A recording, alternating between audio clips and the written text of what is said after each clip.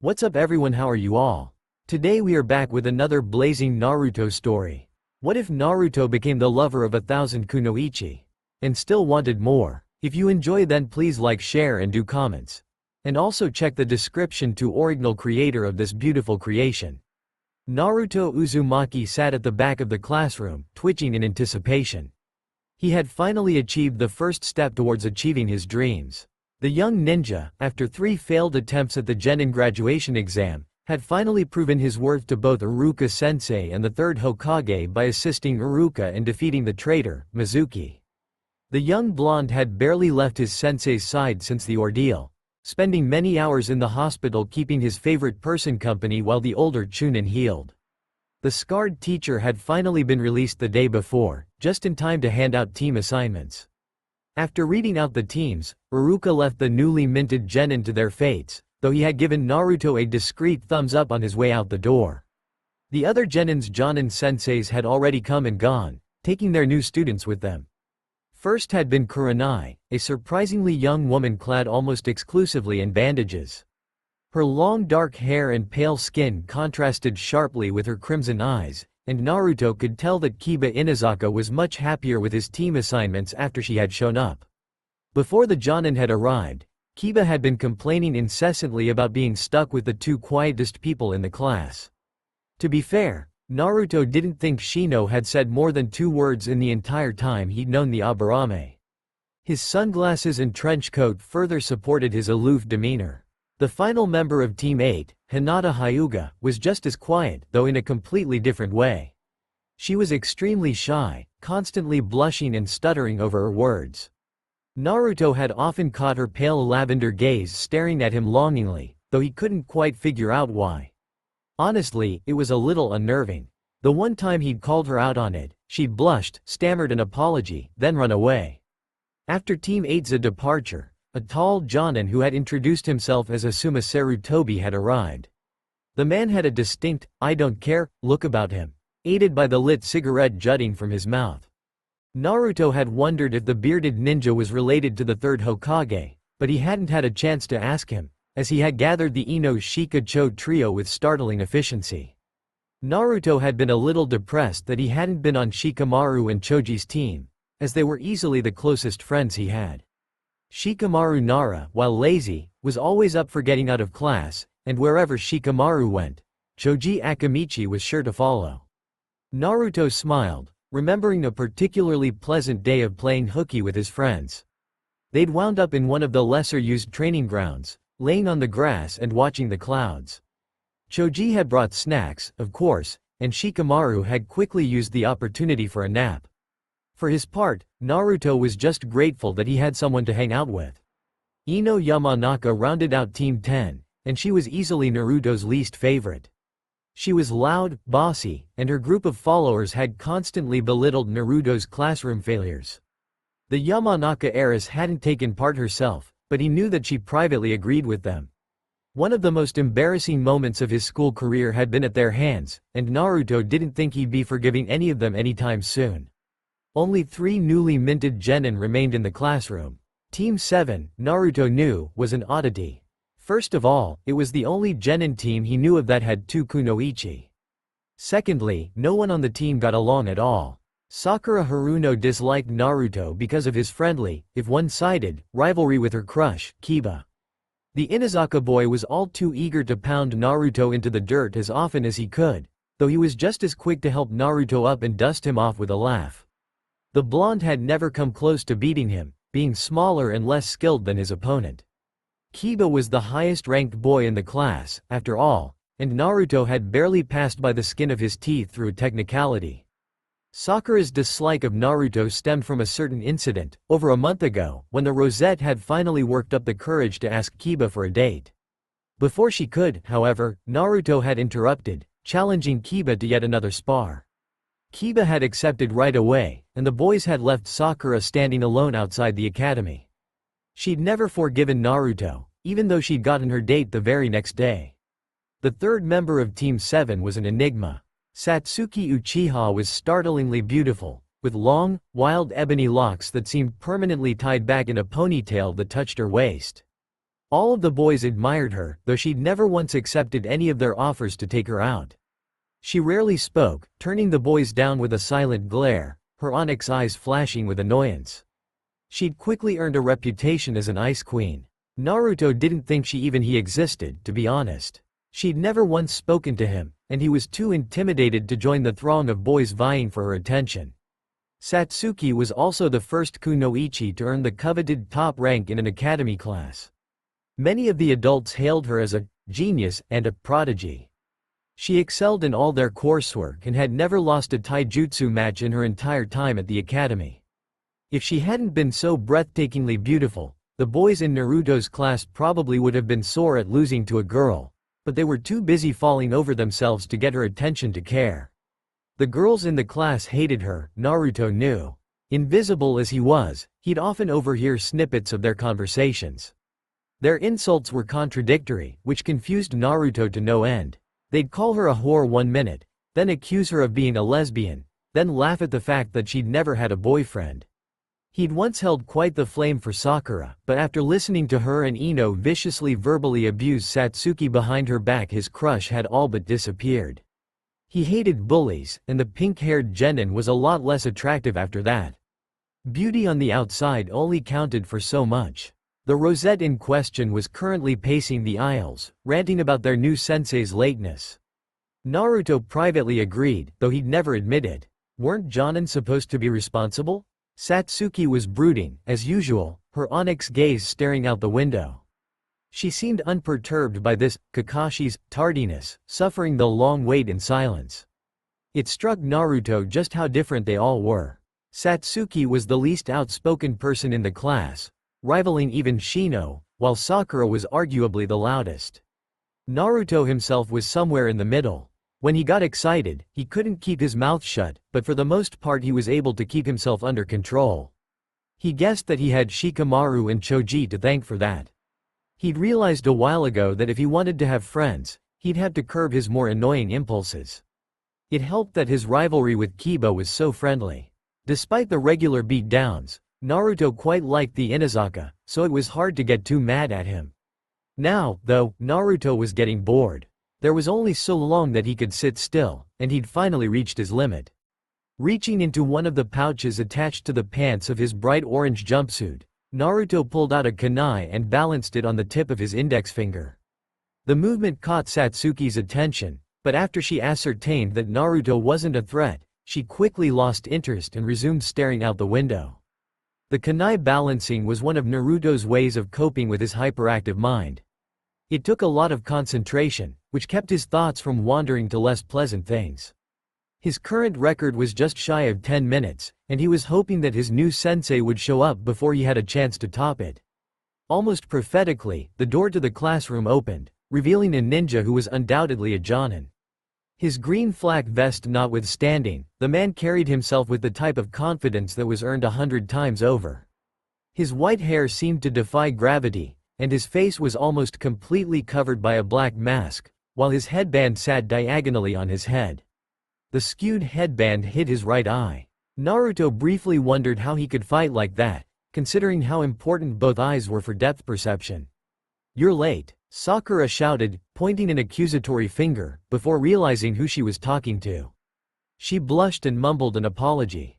The jonin quirked his visible eyebrow, then turned to his two remaining students. "Sorry I'm late, but I had to save a puppy from drowning. I'm sure you understand." His drawl was like the rest of him, laid back and relaxed. "My name is Kakashi Hitaki, and I'll be your new sensei. My first impression of this group is, we have a lot of work to do. Let's adjourn to the roof and get started." The jonin closed his visible eye in what Naruto assumed was a smile. It was hard to tell with the mask. "It has quite the view, don't you think?" Before any of them could reply, he disappeared in a whirlwind of smoke and leaves. Satsuki stood and stretched, and Naruto couldn't help but watch out of the corner of his eye. Her lithe form was accentuated by her tight blue tank and spandex shorts that barely reached past the middle of her thighs. He glanced away quickly, knowing that getting caught looking wasn't worth the view. Kiba had made that mistake once, and only once. She strode out of the room, her long ponytail swishing hypnotically behind her. Sakura apparently recovered from the embarrassment of shouting at her sensei. She cast a dark look in Naruto's direction, as if it was his fault that she'd embarrassed herself, and followed Satsuki out the door, leaving Naruto alone. Sighing, the blonde slid his kunai back into his pouch. Kakashi was right. This group had a lot of work to do, Naruto most of all. 5 minutes later, all three genin sat on a small set of steps, Kakashi across from them. Naruto, by virtue of arriving last, had been stuck in the middle of the two Kunoichi. Their small perch had forced the team to sit closer than any of them would have liked, though no one voiced their discomfort aloud. Despite their differences, all three were staring at Kakashi with similar expressions, a mixture of anticipation and nervousness. Now, I think we'd best start by introducing ourselves. The most important part of any team is teamwork, and you can't work as a team without knowing each other. Kakashi looked at each of the genin in turn, as if he was imparting the most important wisdom he could ever give them. A shinobi who doesn't follow the rules is trash, but one who abandons his team is worse than trash. To give you an example, I'll start. My name is Kakashi Hitaki. My likes, well, are none of your business. My dislikes, are private. My goals, I don't feel like sharing those. Any questions? Naruto was pretty sure that Kakashi was joking, but before he could say anything, Sakura exploded next to him. What was that? You didn't tell us anything, she accused, before blushing again and covering her mouth. Kakashi just gave her one of his eye smiles. You're welcome to show me how it's done, Sakura. The rosette stood, brushing her hair over her shoulder.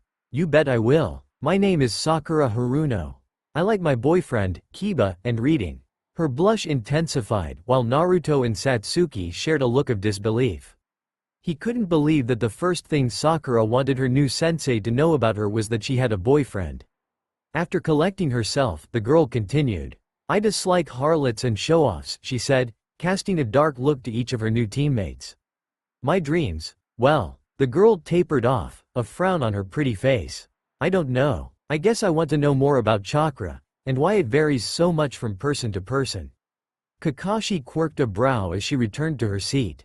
Interesting. Naruto? Naruto stood, following Sakura's example.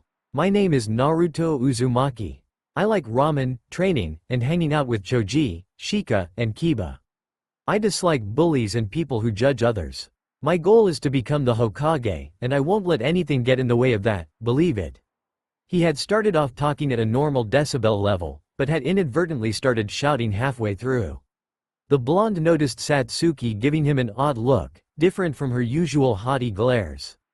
He shifted uncomfortably under the unfamiliar gaze, quickly sitting. If Kakashi was impressed by Naruto's declaration, he didn't show it. Instead, he turned to the team's final member. Satsuki, unlike the others, didn't stand. She just leaned forward, resting her elbows on her knees. My name is Satsuki Uchiha. I hate a lot of things, and I don't particularly like anything. I don't have a dream, because I will make it a reality. I'm going to restore my clan and kill a certain someone. Her dark eyes burned with restrained passion. It was the most passionate Naruto had ever seen her, and it was actually really attractive, not that he'd tell her that in a million years. He liked his boy parts right where they were. Kakashi still seemed unimpressed, but nodded along as if Satsuki's introduction was exactly what the Jonin expected it to be. Well, that's enough for today. Tomorrow will mark our first team exercise, which might also be our last. It will determine whether or not I will take you on as students. He smiled at the genin's puzzled faces. Don't you know that there is a final test beyond the genin final exam? If you fail, then all three of you will be washed out into the Shinobi Corp, so you'd better take it seriously. All three of their faces morphed from puzzlement to shock. Meet me at Training Ground 7 at 0700. The silver-haired Jonin turned to leave. By the way, I'd skip breakfast if I were you. You'll just throw it up anyway. With a final jaunty wave, he disappeared in another puff of smoke and leaves, his students staring after him. This team sucks, Sakura whined after a long moment. I'm going home. Maybe I'll wake up in the morning and this will all be a horrible nightmare. The rosette disappeared through the rooftop door, and when Naruto turned around, Satsuki was standing in front of him, her arms crossed beneath her chest. If you do anything to mess things up tomorrow, I'll castrate you, she said, her voice low. Her dark eyes bored into his. Do we understand each other, Dobi? Yeah, the blonde replied, shifting in discomfort under her gaze. Don't worry about it, I got this. You'd better, she snarled, before leaping off the roof, her long hair streaming behind her. What a weird day, Naruto commented to the empty rooftop. Naruto, following his sensei's instructions, skipped breakfast the following morning. The last thing he wanted was to be puking his guts out in front of two girls. While he wasn't into either of them that way, he was still a teenage boy, and they were still girls. Besides, girls talked. Well, Sakura did, at any rate. Her legendary gossip skills were second only to Ino's, and Naruto was sure that if he messed up at all today that their entire graduating class would know about it before dinner. The rest of the village would probably know before breakfast the next day. Besides, Satsuki's threat of castration was looming over his head, so it would be best if he just avoided making any stupid mistakes. Naruto chugged the last of his milk before dressing in one of his trademarked orange jumpsuits. It was a little small on him, showing too much wrist and ankle, and was too tight across the chest. As much as he liked them, he figured that it might be time to retire his favorite outfit. It was hardly appropriate for field missions, after all. The neon orange would make him stick out like a sore thumb in any environment, making stealth a nigh impossibility. Sighing, he resolved that after today's test he'd go clothes shopping. Thankfully, he'd just received his last spending stipend from the Hokage's office, so he could easily afford it. He had intended on buying a new kunai set, as his well-worn set was looking worse for wear. The hard steel had grown soft from frequent sharpening, and they had slightly lost their balance, which would impair his accuracy. After completing his morning rituals, Naruto started towards Training Ground 7, his thoughts dwelling on his teammates. Both had seemed disappointed by being stuck on his team.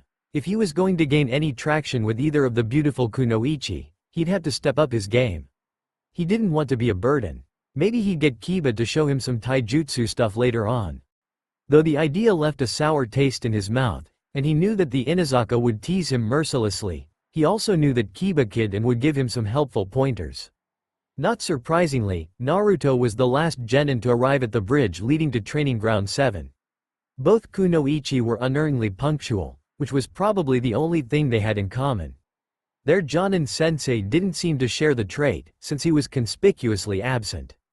Naruto had the distinct impression that the Jonin's tardiness would be an ongoing issue, and he should plan on dealing with it. Neither girl seemed to acknowledge the blonde genin's arrival, which suited the blonde just fine. He perched himself on one of the railings and pulled out his best kunai, balancing the weapon on the tip of his finger, and settled in for a long wait. 2 hours, and a new kunai balancing record of 11 minutes and 12 seconds later, all three genin jumped as a friendly voice called out from beyond the bridge. Yo, sorry I'm late, but a little girl had lost her way. I had to help her get home. I'm sure you understand. Sakura opened her mouth, no doubt about to rail against her sensei's poor excuse for being late, but seemed to catch herself. Alright, my cute little genin, today I have a special test for you. I call it the bell test. All you have to do is get one of these 2 bells by lunch and you pass. If you don't get a bell, then you fail and get shipped to the Shinobi Corps. Kakashi gave the genin one of his eye smiles and held up a pair of bells. Sensei, there are only 2 bells and 3 of us. Does that mean that someone is guaranteed to fail? Sakura asked, worry evident in her tone. Naruto was stunned. He hadn't even noticed that there weren't enough bells for everyone. Something about the whole test was starting to nag at him, but he couldn't quite tell what it was. One thing he was sure of, however, was that it would be idiotic to take the test at face value. It would seem that way, wouldn't it? The masked Jonin quipped in reply. Naruto knew he was getting a hint, but the clue didn't help him divine the true nature of the test at all. He blamed it on skipping breakfast. He never could think on an empty stomach. Kakashi led them towards the middle of the training ground. The area was surrounded by a dense forest on 3 sides and a small lake on the 4th. 3 tall wooden posts stood proudly in the center of the clearing. To further sweeten the pot, whoever doesn't get a bell will also miss out on lunch. That person will be bound to one of these training posts and get to watch his or her teammates eat. And that's why he had to skip breakfast, Naruto though acidly. The Jonin gave the trio another eye smile. You'll have to come at me with the intent to kill if you want to get a bell. Oh, and in case you were wondering, no one has ever passed this test. Ignoring the looks of shock on his genin's faces, Kakashi fixed the bells to his belt and pulled a timer from one of his many pockets. You have 3 hours, starting now. Satsuki and Sakura immediately darted in opposite directions, leaving Naruto and Kakashi alone in the large clearing. Naruto glared at the Jonin, who seemed content to ignore him, pulling out a small orange book. You've gotta be kidding me. Jonin or not, you can't expect to fight while reading. The blonde was getting angry. Not only had Kakashi given them an impossible test, but he'd lied about the test's true nature. Now the older ninja wasn't even taking the exam seriously. Kakashi favored the genin with a bored look. I'll put it away if you can make me. Fine. Shadow Clone Jutsu. Naruto yelled the name of his new favorite technique, his fingers crossed in the tiger seal. A dozen shadow clones poofed into existence within a cloud of smoke. All 12 clones shouted out an identical war cry and attacked Kakashi. The Jonin produced a kunai and started repelling the attacks, his eyes never leaving the pages of Icha Paradise. Naruto was awestruck by the way moved, darting in and out of the clones' clumsy strikes, piercing them with his kunai. The Jonin never even had to block, content with sidestepping and ducking. The blonde knew that he had precious few seconds before Kakashi dispatched his 4 remaining clones. Rummaging through his hip pouch, he produced an explosive tag and carefully wrapped it around the handle of a kunai knife. Kakashi seemed unaware of his actions. The Jonin was still toying with his last 2 clones. Both shadow clones leapt at the older ninja simultaneously, and Naruto hurled the explosive kunai in sync with their attack. The resulting explosion was larger than the young genin had anticipated. The shock wave blew him off his feet and sent him hurtling through the air. He hit the ground hard and tumbled a few more feet before he finally managed to slow his momentum. He struggled to his knees as the smoke cleared, looking for any sign of his sensei. Naruto would be stunned if that explosion had so much as scratched Kakashi. He highly doubted that the masked ninja had won his position in a raffle. Leaf Village Secret Finger Jutsu, 1,000 Years of Death. Naruto's head whipped around as he heard Kakashi cry the name of some unknown jutsu. The blonde didn't have time to react as he saw the silver-haired ninja streaking towards him, his fingers locked into ram seal. Before this mysterious technique could connect, however, a black and blue blur intercepted the charging Jonin, halting his progress and forcing Kakashi to block a well-placed kick. Naruto watched in awe as Satsuki flipped over Kakashi's head, aiming a second kick to the back of the Jonin's cranium. The Jonin had no trouble dodging the kick, grabbing the dark-haired Kunoichi by the ankle and tossing her to the ground. Satsuki quickly recovered, rolling with her momentum, then flipping into a back handspring and sliding to her feet. She streaked forward, sliding low towards the Jonin's feet and aiming a mule kick towards her sensei's chest. Kakashi leaned back, letting her kick sail inches from his face, and grabbed her outstretched ankles. Naruto saw his opening. Kakashi was focused on Satsuki, giving him an opportunity to toss a pair of kunai towards the Jonin to cover his advance. The silver-haired ninja leaned out of the way to dodge them. One of the kunai was off the mark, however, missing wide right and grazing Satsuki's leg. Wincing, Naruto continued his advance and swung a looping haymaker at his sensei's skull, which Kakashi easily ducked. The Jonin allowed Naruto's momentum to flip the blonde genin over his shoulders, flipping Naruto heavily onto his back. You're getting closer, Naruto, Satsuki, but you're still missing something. You'll have to try harder than that if you want to pass. The Jonin gave them a smile before casually tossing Satsuki towards the lake. Suddenly, Naruto got it. This test wasn't about getting the bells at all. Wheezing, Naruto clambered to his feet and circled around towards the lake shore where a soggy Satsuki was dragging herself out of the water. What were you thinking, Dobi? You could have killed me. If you can't aim, don't throw weapons. Satsuki was angry, understandably so, though Naruto didn't think he'd ever seen her so incensed. Her dark eyes flashing, the Uchiha Saiyan pushed her dripping hair out of her face. Her cheeks were flushed, though Naruto couldn't tell if it was from anger or embarrassment. Probably both. Satsuki, you don't understand. I'm pretty sure there's a secret to the test. Naruto whispered fervently. Kakashi-sensei's been dropping hints the whole time, but I've been too dumb to see it until now. You? Dumb? I never thought you'd admit it. I can die a happy woman now, Satsuki quipped acidly, though she seemed at least partially interested in what Naruto had to say. Both genin looked to where Kakashi was standing. He was still in the middle of the clearing, his trashy porn book in hand. Let's not talk about it here. Follow me, if you can. With that, Satsuki sprinted towards the woods, Naruto hot on her heels. Hey, wait up. Naruto had more than a little keeping up with Satsuki. He may have had a slight edge in terms of sheer physical strength, but the Uchiha Kunoichi was fast.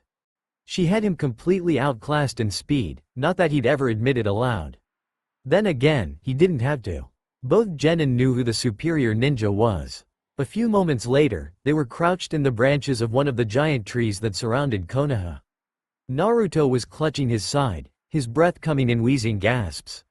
So, what's this bright idea? It'd better be good, Dobi, we're running out of time. Satsuki absent-mindedly fingered the Konoha headband tied loosely around her neck.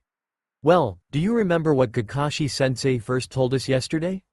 About how teamwork is the most important thing for a ninja? Naruto asked. Satsuki nodded, a look of comprehension crossing her pretty face. I think that the real test is to see if we can work together. Satsuki nodded. I think you're onto something. That's why there's only 2 bells. We're supposed to work as team, even though outside circumstances are trying to drive us apart. Kakashi-sensei said we were close, though neither of us got anywhere near the bells. If Sakura had been there, her voice trailed off. Speaking of Sakura, have you seen her? Satsuki shook her head. Well, we're gonna have to find her. I don't know if she can help us get the bells though. She's never been that great at taijutsu. You're one to talk, Dobi. Hey, I finished pretty high up on the taijutsu portion. It was everything else that gave me trouble, Naruto defended, frowning. He'd been somewhat satisfied with his taijutsu performance during the final exam. The girl snorted. Only because you can take a beating really well. You take 5 or 6 blows for every one you dish out, but you somehow stay on your feet. Trust me, your taijutsu is as hopeless as the rest of you. Naruto glared at her, but he couldn't really argue the point. Well, maybe you could give me some pointers sometime, Naruto said, his voice dripping with sarcasm. If she was so great, then she'd have no trouble fixing his problems. Yeah, that's not going to happen. Let's just find Kiba's little girlfriend, shall we?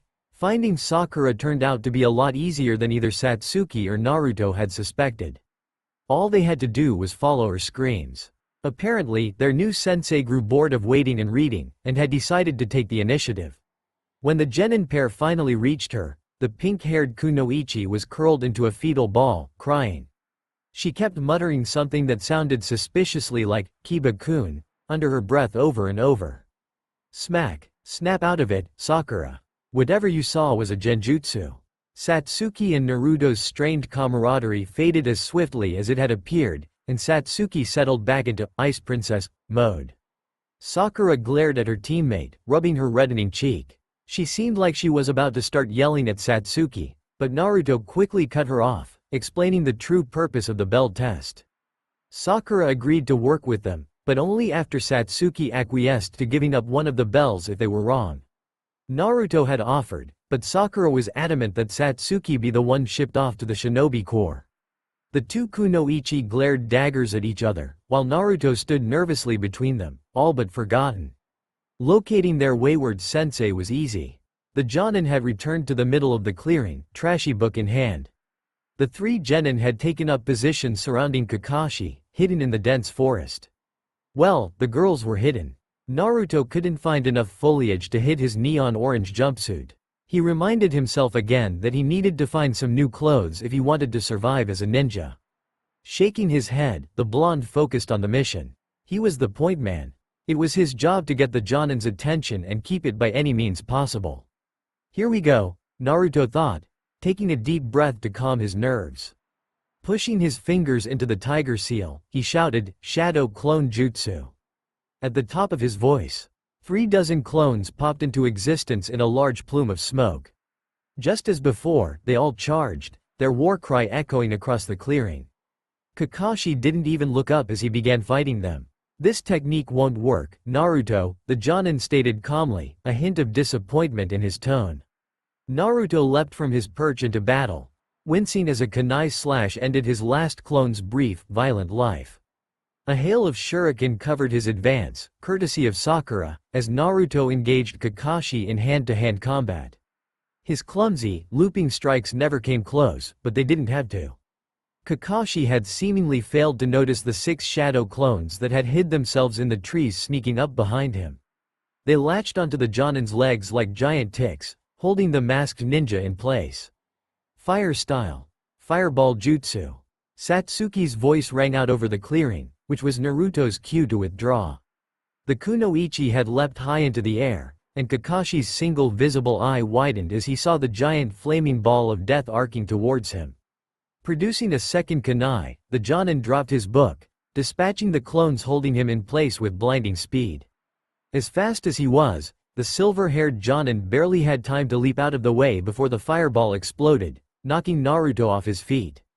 Naruto winced as he landed heavily on his back for the 3rd time, instantly regretting not getting further away from the fireball. How was he supposed to know that it exploded? The blonde barely noticed Satsuki and Sakura landing next him, kunai drawn. Satsuki heaved Naruto to his feet by the collar of his jumpsuit. The Jonin, meanwhile, rolled to his feet, one hand stretching despondently towards the blazing inferno. My book. You brats destroyed it. A wave of killer intent washed over the genin. Sakura was the first to buckle, falling to her knees at the sheer wrath emanating from their sensei.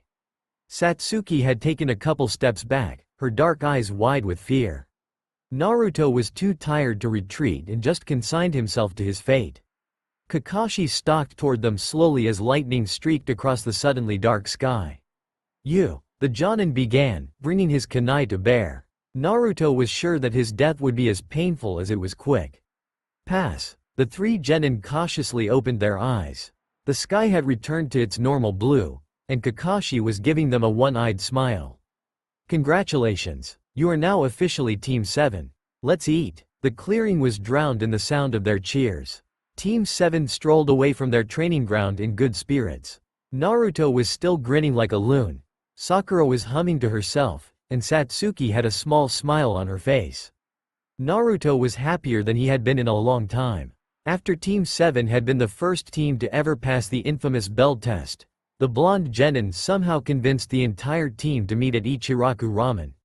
Kakashi said he'd meet them there, but Naruto had the feeling that the Jonin wouldn't arrive until much later, if he showed up at all.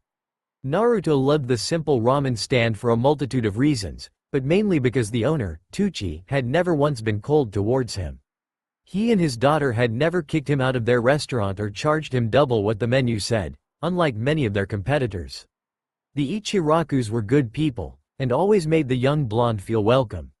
Sometimes, the ramen stand felt more like home than the cold, empty apartment he slept in. When the group arrived at the restaurant, Naruto made his way over to his favorite stool at the bar. He always sat at the bar because he didn't want to make the pretty Ayame lug a dozen bowls to one of the tables. Tucci, Naruto called out. The older man looked up with wide smile. I'd like for you to meet my new team. This is Satsuki and Sakura. It's nice to meet you both, Tucci said politely, smiling at the girls. Naruto was so excited to get a genin team. You ladies watch out for him, will ya? We will, Tucci-san, Sakura said politely, surprised at how warm the restaurant owner seemed towards her new teammate. Most of the adults that she knew had always been distant with the blonde, no doubt due to the tactless pranks he'd pulled. I appreciate that. Now, what can I get for ya? After everyone had ordered, the 3 genin started talking about the bell test, then what type of training Kakashi would be giving them. Naruto was certain that their new sensei would teach them all kinds of awesome jutsu, while Sakura argued that their sensei would probably try to improve their teamwork and chakra control first. Apparently she had read that those were the first things that pretty much every Jonin sensei taught a new team. Satsuki didn't feel the need to join the conversation, but seemed content to watch her teammates argue back and forth. After everyone had their fill, some more than others, Sakura took off, claiming that her parents would worry if she didn't get back home soon and leaving Naruto and Satsuki alone in the middle of the street. Naruto tried not to let the moment get awkward, but he didn't really know what to say. Do you ever wonder what it's like? Naruto blurted, breaking the silence. Satsuki arched a brow and started walking down the street, her long hair sashaying behind her. The blonde jogged to catch up. After another sufficiently awkward silence, Naruto tried again. I meant that I wonder what it's like, sometimes, ya know. To have someone worry about me if I came late. Satsuki's dark eyes softened a little, before her mouth pursed into a hard line. "It's annoying," she said, her eyes flashing dangerously. "They always nag you, telling you what to do. There's a million different rules and you don't have a say in any of them." "I'm not a big fan of rules," Naruto began, but Satsuki cut him off. "You don't realize how much you rely on those rules until no one's around to enforce them. Parents are like a safety net. As long as they're around, you have someone to pick up the pieces if you fail. You have someone to celebrate with when you succeed. You have expectations to live up to. They drive you to be better." Naruto didn't think that Satsuki was really talking to him anymore. Instead, she seemed to be thinking aloud. "When they're gone, you feel lost." The ebony-haired genin turned to her teammate. "If you ever find someone who makes you feel like that, don't ever let them go. You never know when they'll be torn from you." Naruto nodded, resolving to go talk to Iruka-sensei at the earliest possibility. He wouldn't make the mistake of taking the Chunin's friendship for granted. "I don't know what it's like to have never known your family," Satsuki continued, favoring him with a pitying glance. "But I'm willing to bet that losing everyone you ever cared about is much worse. To know love, then lose it all. I can't think of a worse fate." Naruto silently disagreed. To be hated by an entire village, with no one around who gave a damn, was a far worse fate. Having to endure their cold glares, the whispering behind their hands was at times unbearable. Thankfully, Naruto eventually found Iruka, Shika, Choji, and to lesser extent, Kiba. However, in Naruto's opinion, there was one thing that was worst of all: being alone. It was something that he and Satsuki had in common. While Satsuki was relatively popular in class, she kept everyone at arm's length, which offended a lot of people. The girls didn't like her because she wasn't into gossiping and boys, while the boys were too busy trying to impress her to get to know her. Meanwhile, Naruto had his circle of friends during school hours. Occasionally, Shikamaru and Choji would stop by his house after school, but for the most part, once class let out, Naruto came home to an empty apartment. A lot of his evenings were spent wandering the village. While the villagers' icy stares were bad, they were better than the crushing loneliness that pervaded his apartment. He suspected that same loneliness filled Satsuki's home as well. Satsuki stopped in front of a large apartment complex. It was fancy, obviously way more expensive than the slum that Naruto lived in. "Good night, Naruto. Thanks for walking me home." She was about to say something more, but decided against it. Naruto watched her enter the building and disappear. Line break. Team 7 trudged through town after completing their first week of D-rank missions. Naruto and Satsuki had both been extremely upset that they would be expected to do menial labor, though for vastly different reasons. Naruto had been naively expecting a quest to save a princess from a dastardly usurper king, so cleaning up dog poop and washing windows were huge letdown. Satsuki, meanwhile, insisted that collecting trash was beneath her. She was the last scion of the Uchiha clan, not a garbage man.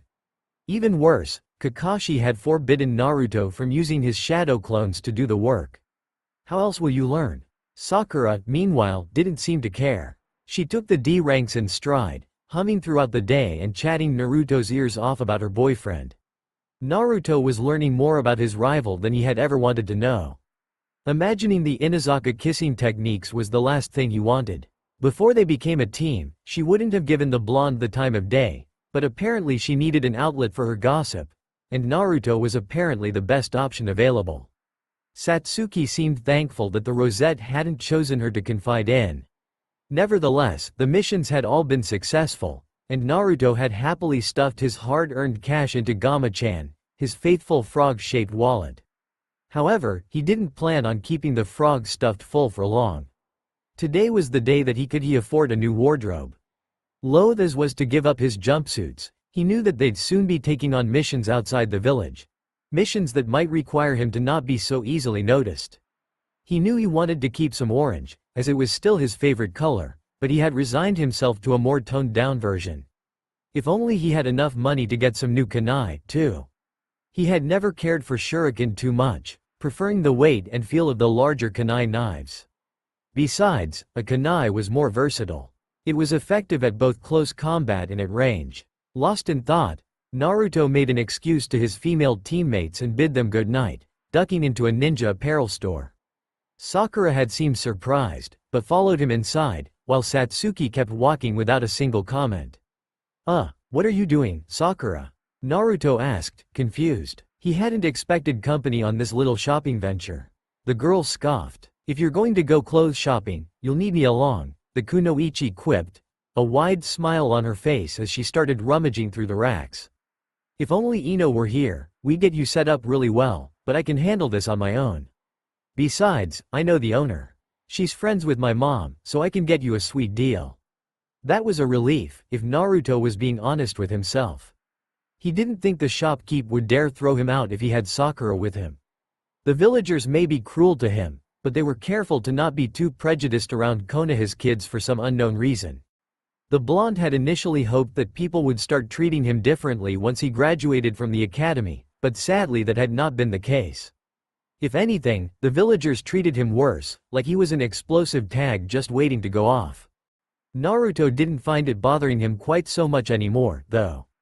He had Iruka-sensei, Choji and Shika to help keep him grounded, and now he had Satsuki and Sakura, too. His circle of friends was slowly but surely growing. Naruto felt a hard, but pleasant, lump in his chest at the thought. It was the same feeling he had gotten when Iruka said he was proud of him. Iruka was equal parts father figure, older brother, and teacher to the young genin. Naruto didn't think that sensei didn't quite cover how important the scarred Chunin was to him, but he couldn't think of a more appropriate term. Kakashi-sensei was cool, too, but in a much more distant way than Iruka.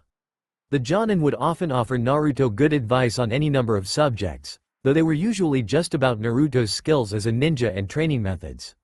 Iruka, on the other hand, had a lot of wisdom about life in general, and always knew what to say to cheer Naruto up whenever he found himself in a funk. Watching Sakura happily start pulling clothes off the rack, Naruto's thoughts drifted towards their absent teammate.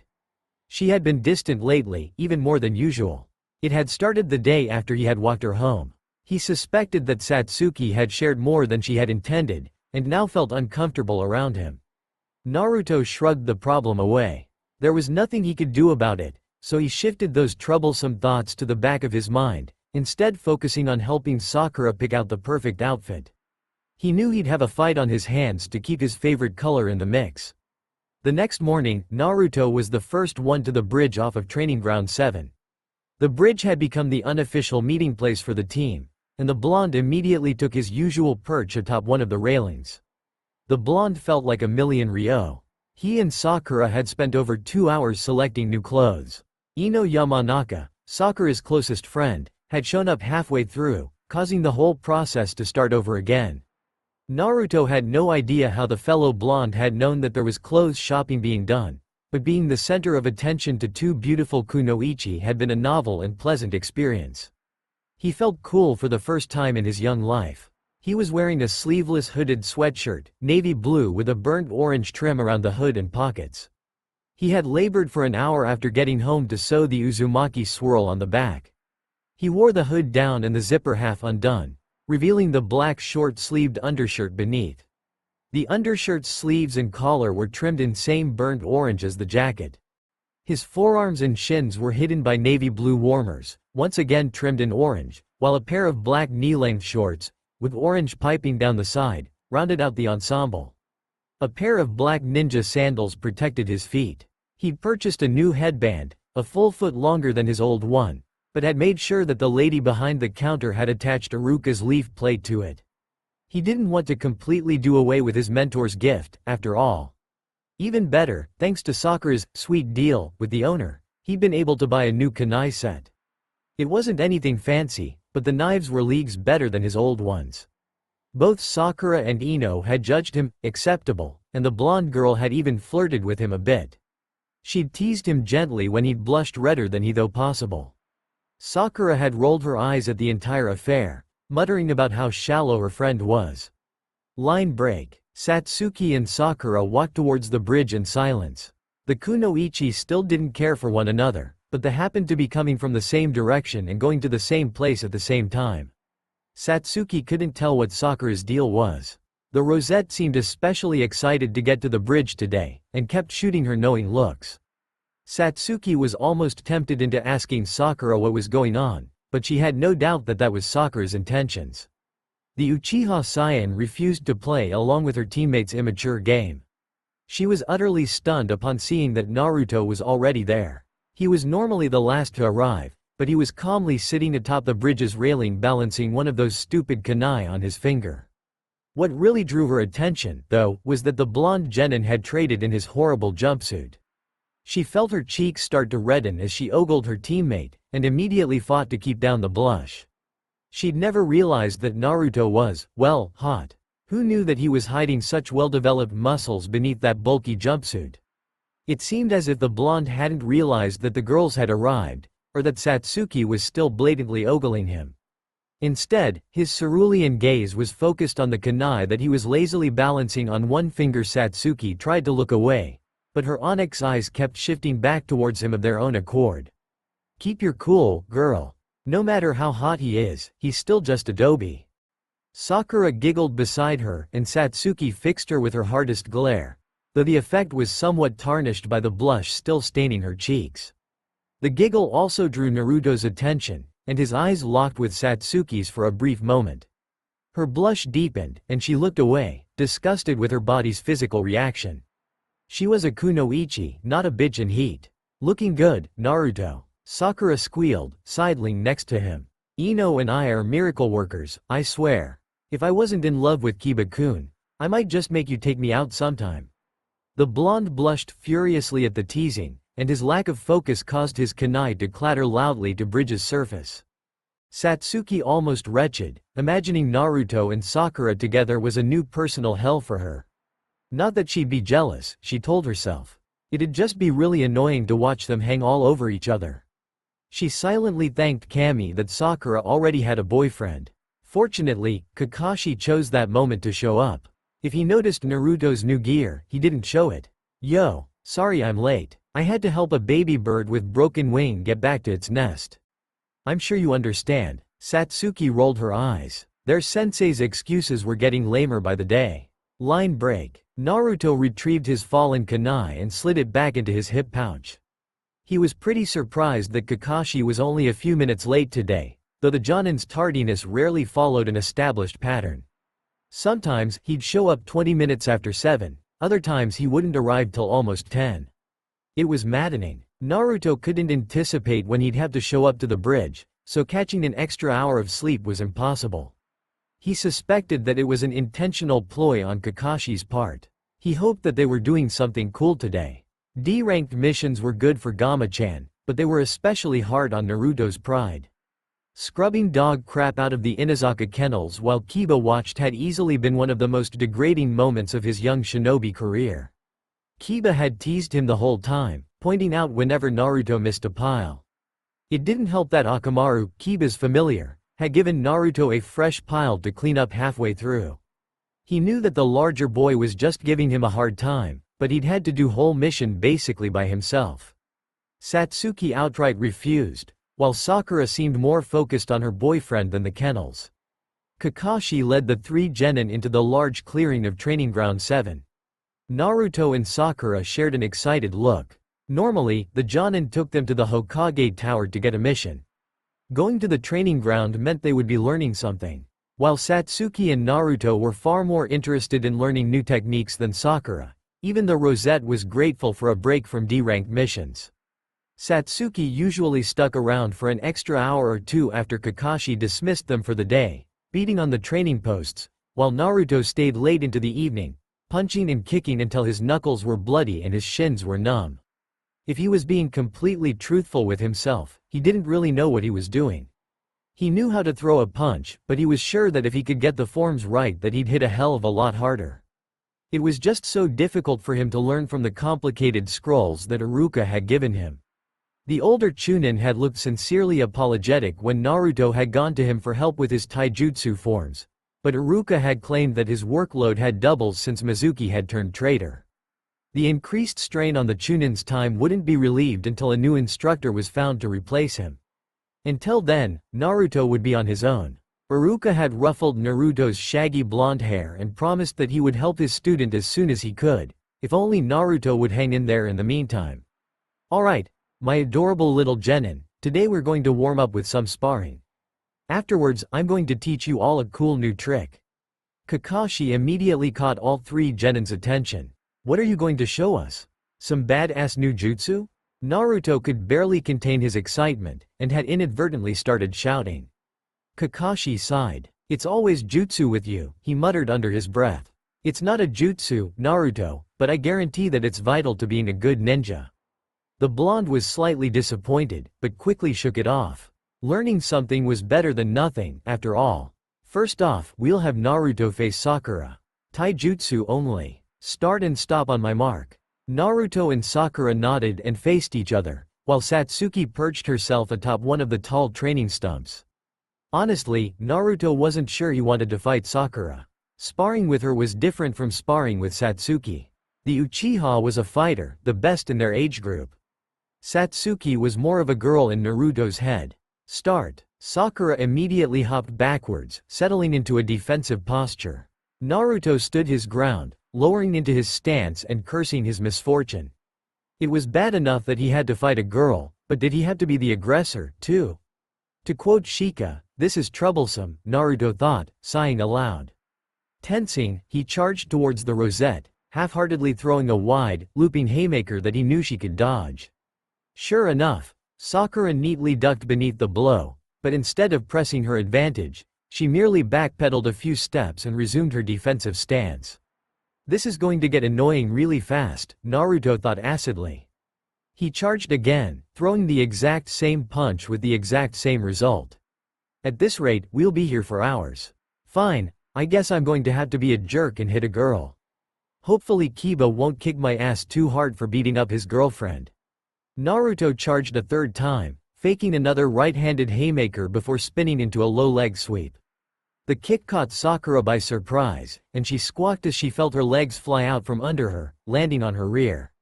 She rolled backwards, regaining her feet before charging Naruto, her emerald eyes flashing in anger and embarrassment. Her punches and kicks were crisp and accurate, but weak. Naruto was easily able to block or absorb all of them without any trouble. Leaning sideways to dodge a punch to his face, he grabbed the offending appendage and pulled the rosette towards him. She tried to yank her arm free, but his superior strength won out, and Naruto was able to force her into a rather painful arm lock. He didn't normally use submission holds in his taijutsu, but he figured that the armbar would be better than just pummeling her face in. Regardless, she cried out in pain, and Naruto was about to let go before Kakashi's voice rang out. "Stop, that's enough." Naruto immediately released his teammate, and she shot him a slightly hurt look as she rubbed the pain away from her elbow. Kakashi stepped before them, drawing their attention. "Sakura, your technique is good, though your physical conditioning leaves a lot to be desired. Have you been training?" Sakura shook her head. "Start training. Physical fitness helps more than just your speed and strength. The better shape you're in, the more chakra you'll have at your disposal." Sakura muttered a response, but none of the others were able to make out what she had said. "I'm sorry, Sakura, but you'll have to speak up." The girl blushed furiously. "Kiba-kun doesn't like girls that are too muscular." Satsuki laughed from her perch atop the training posts. Kakashi shot the raven-haired girl a dangerous look, silencing her, before turning back to Sakura. "This isn't a game. Do you want to die in the field?" Sakura shook her head, her eyes welling with tears. "Then do as I tell you. I don't care what Kiba-kun likes. I care about keeping you alive. Do you understand?" Sakura nodded, blinking away her tears and staring at her feet. Kakashi's voice softened as he continued. "Good. If you have any questions about training methods or fitness regimens, you can always come to me." "And Sakura?" He lifted her chin to meet her gaze.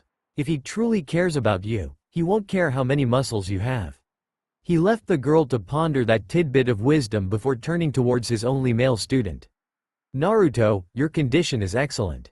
I assume you've been training?" The blonde nodded, his chest swelling with pride. "Good. Keep it up. It was smart to use your superior strength to overpower your opponent. However, whoever showed you how to fight obviously didn't know what he was doing. Most enemies would have been able to break out of that armbar with ease." Naruto's face fell. "You need to work on your technique. Start with the basics, don't just hit the stumps. You need to master the katas and forms. Your punches should be as crisp as Sakura's. If you need help getting started, let me know." Naruto almost facepalmed. He'd never thought to ask Kakashi for help, which, looking back, was really dumb on his part. Kakashi turned to Satsuki. Satsuki, you're up next against Naruto. Same rules as before. She nodded, leaping down from the training stump and taking Sakura's place. Ready? Start. Satsuki immediately charged Naruto with blinding speed. He barely had time to block the leaping roundhouse kick, but she'd already landed, spinning around and nailing him across the face with a backhanded fist. He absorbed the blow, biting his cheek painfully, and tried to grab her like he'd done with Sakura, but she darted backwards out of range. Smirking, she lunged again, this time with a flurry of punches and kicks. He was able to block half of them and dodge a couple more, but had to eat a fist to the jaw. Before he could recover, Satsuki knocked the wind out of him, courtesy of a sharp knee to his solar plexus. The blonde doubled over and winced, expecting a follow-up strike that never came. Satsuki seemed content to give him time to recover, examining the nails on her left hand with a bored look on her face. Ready for more, Dobi? Satsuki smirked when Naruto finally regained his breath. Don't get, he griped in return. What an intimidating comeback. I'm quivering in my sandals. Her dark eyes danced with mirth and she flipped her ponytail over one shoulder. Come on then, Dobi, show me what you've got. It was Naruto's turn to go on the offensive. With a loud battle cry, he charged his Kunoichi teammate, throwing a series of punches and kicks. None of them even came close to landing. Dear Kami, are you always this predictable, Dobi? A civilian could beat you up. Stop calling me that. Naruto snarled, his temper flaring. Why would I? She smirked again. That's what you are. I'm just being honest with you, Dobi. Naruto roared again, sprinting towards her. She raised her arms to defend herself, ready for another set of sloppy attacks. Instead of throwing a punch or kick, however, the blonde barreled into her, tackling her to the ground.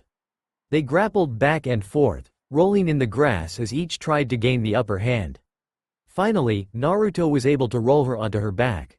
Grasping both of her wrists, he forced her arms up and away from her body so she couldn't get any leverage. He rested the bulk of his weight on her slim waist so she wasn't able to kick free. I win, he gloated, grinning like a loon.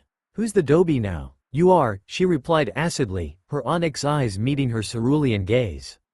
In that moment, Naruto briefly forgot where he was. Kami, her eyes are pretty. I think I could just lose myself in them forever. She gazed up at him through lowered lashes. Satsuki seemed to recover first. Get off of me, Dobi. Her sudden shout snapped Naruto out of his trance, suddenly realizing the compromising position they were in. His eyes bulged. Satsuki was a girl, and he was straddling her while pinning her arms above her head. I said, get off. Naruto quickly complied. Blushing, both genin gained their feet and faced their sensei, who looked halfway between amused and exasperated.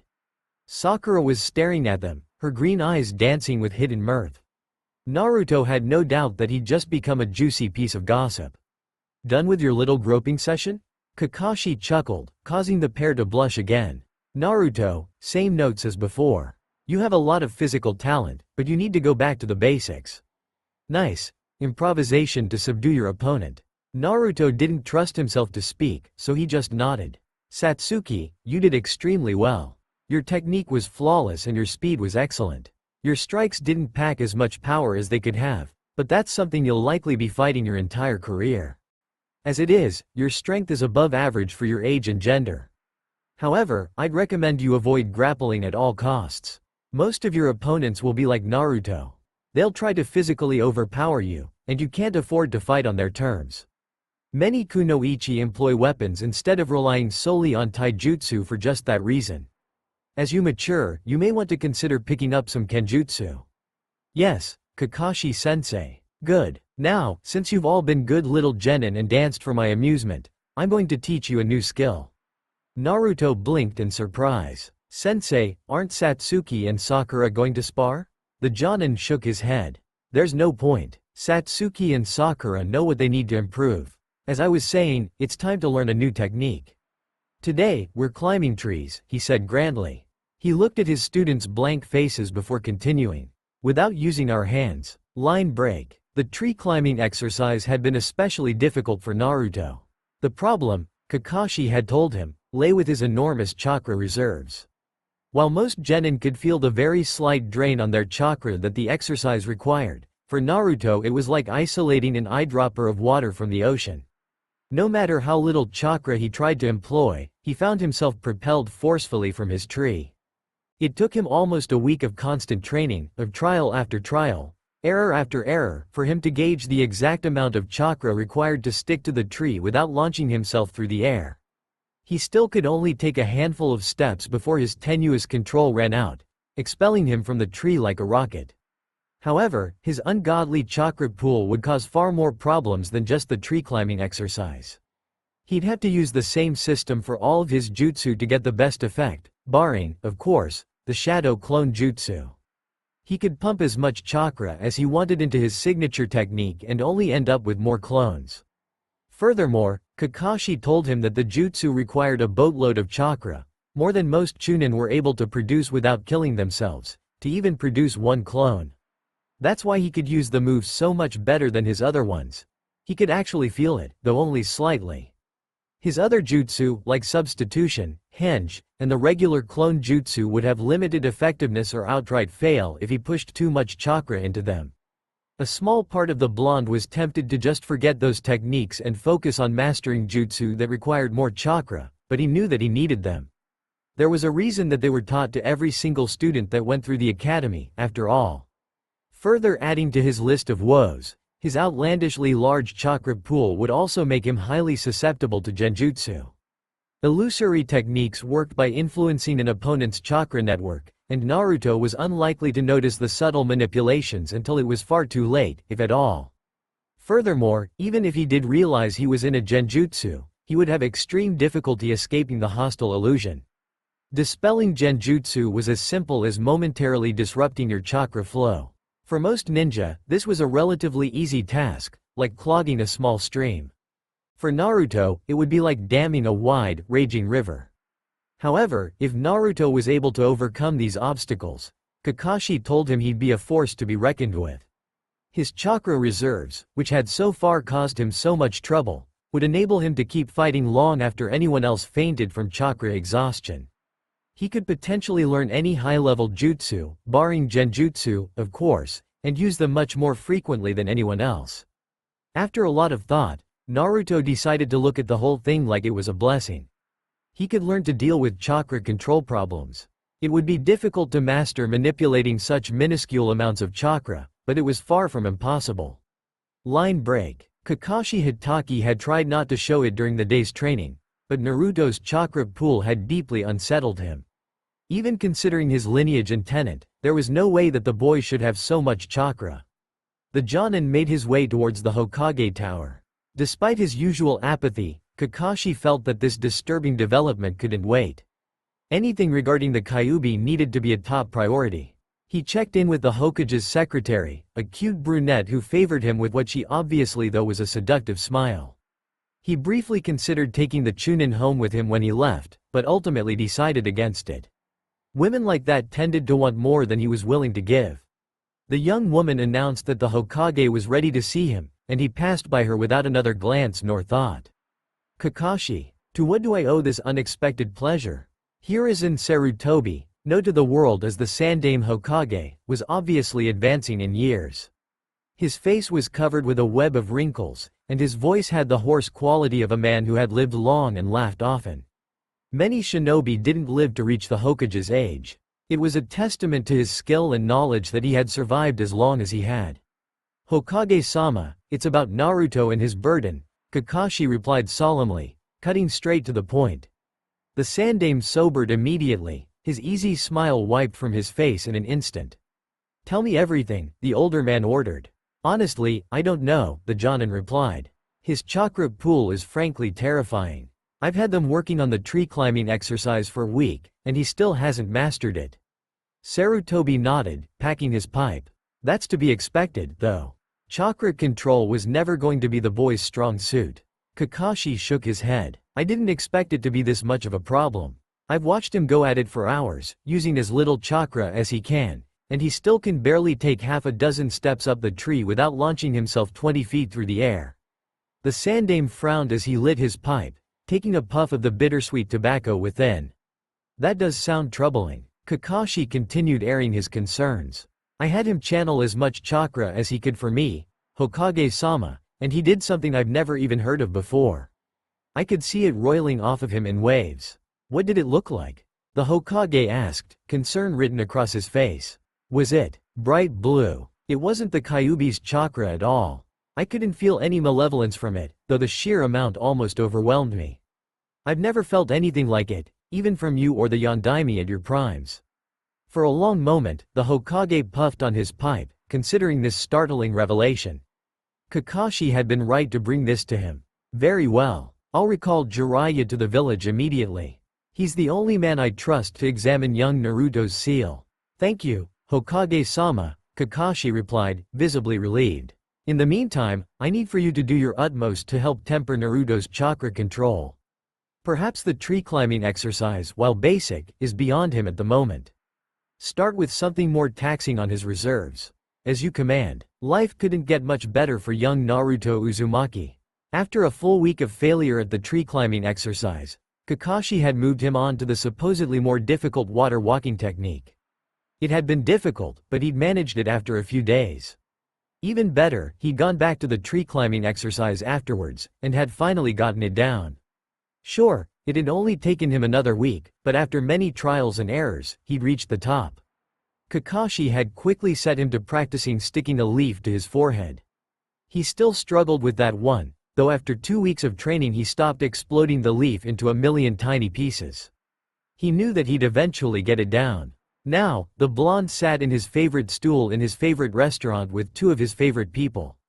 He'd spotted Shikamaru, Choji, and Ino strolling through the village streets and had managed to get the 2 boys to agree to join him for some ramen. Ino, though she hadn't been invited, decided to tag along. Naruto had been a little hesitant about the idea, but he couldn't tell her to just bug off. So how's training going? Your sensei teaching you anything cool? Naruto asked Shika in between bowls. The pineapple-haired genin frowned. Not really. We usually just do a couple missions, then some teamwork exercises. After that, we go home. Why? Ino interrupted. What are you guys doing? I guess Satsuki and Sakura are doing pretty much what you guys are doing. After we did the water walking exercise, they kinda disappear while Kakashi helps me fix my taijutsu and work on chakra control. Water walking? Shikamaru echoed. It comes after the tree climbing one, Naruto explained. Choji perked up, joining the conversation. What tree climbing one? You know, where you climb using chakra on your feet and run up a tree? Naruto was confused. It had been almost a month since Kakashi-sensei had started them on that particular exercise. Noting his companion's blank stares, he continued, slightly confused. Haven't you guys done that yet? No, Ino said flatly. Like Shika said, we've just done stupid teamwork stuff. Weird, Naruto commented, feeling a little awkward. Choji let out a belch, causing Ino to shoot him a hard glare. Unperturbed, the large genin turned to Shikamaru. Do you think that Asuma-sensei expects us to learn that stuff from our parents? The smaller boy frowned. It's possible. Naruto, Satsuki, and Sakura don't have shinobi parents at home to help out with their training. Maybe that's why their sensei shows them more than Asuma-sensei does with us. Or maybe, Ino chimed in, her teal eyes flashing. Maybe Asuma-sensei is just being as lazy as you guys. I'm definitely going to ask him why we haven't done this so-called tree climbing exercise. Naruto scratched the back of his head. Shouldn't you have already heard all this from Sakura? Ino waved her hand dismissively. We don't talk about training when we hang out. What do you talk about? The blonde shot him a coy look. Wouldn't you like to know? She said suggestively, a smirk spreading across her pretty face. On second thought. I don't really want to know. If Naruto didn't know any better, he'd say Ino was flirting with him, but that was impossible, right? Your loss, Naruto-kun, Ino sighed. Yo, Naruto. Naruto turned towards the familiar voice calling behind him. Kakashi-sensei stood in the entrance of the small stand, one hand lifting up the flap that separated the restaurant from the rest of the village. Come with me. Sorry guys, I gotta go, Naruto said apologetically, reaching for Gama-chan. I'll catch you around, alright? We should do this again sometime. I'd absolutely love to, Naruto-kun, Ino said. Feel free to invite me again anytime. Sure, Naruto replied, not bothering to mention that he hadn't even invited her in the first place. Later Shika, Choji. After paying for his meal, Naruto followed his patient sensei out of Ichiraku's and down the street. They walked in silence for a few minutes, though eventually the blonde's curiosity got the better of him. "Where are we going?" Kakashi paused, as if he was looking for the right thing to say. "We're headed for the Hokage's office. There's someone there you need to meet." "Am I in trouble?" Naruto asked, fear gripping his chest. He hadn't pulled any pranks since he'd become a genin, so whatever it was, he'd been framed. "I swear I haven't done anything." "No, you're not in trouble," Kakashi laughed, ruffling his student's hair. "It's about your tenant and the seal keeping him at bay." "Is something wrong?" Kakashi sighed. "I don't know. We'll find out when we get there." Naruto nodded. He had a million more questions to ask, but he could tell that his sensei wasn't going to be any more forthcoming than he already had been. As irritating as it was, he'd have to wait. Thankfully, the walk from Ichiraku's to the Hokage's offices wasn't too long. He'd find out what all of this was about soon enough. When they arrived, the pretty brunette secretary ushered them in without delay, giving Naruto a small smile. Naruto returned with a foxy grin. She was one of the few people who was always nice to him whenever he visited the Hokage. Her predecessor, a boring man with cropped dark hair, had been a lot less accommodating. "Gigi," Naruto shouted as he entered the office. "How's it going?" The blonde plopped himself in his customary chair. "Are you ready to give me that hat, yet?" "Not yet, Naruto," the sandame replied, favoring the boy with a smile. "I'm doing well, thank you for asking. How about you? How's your training going?" "Really well. I finally got that tree thing down, and I'm working on sticking a leaf to my forehead." "That's good to hear," the Hokage replied absently, packing his pipe. "Kakashi tells me you've been working very hard. I'm glad that you're finally taking your training more seriously." Naruto blushed, pleased with the praise and slightly embarrassed that he hadn't worked this hard while in the academy. The old man finished packing the tobacco, lighting it before continuing.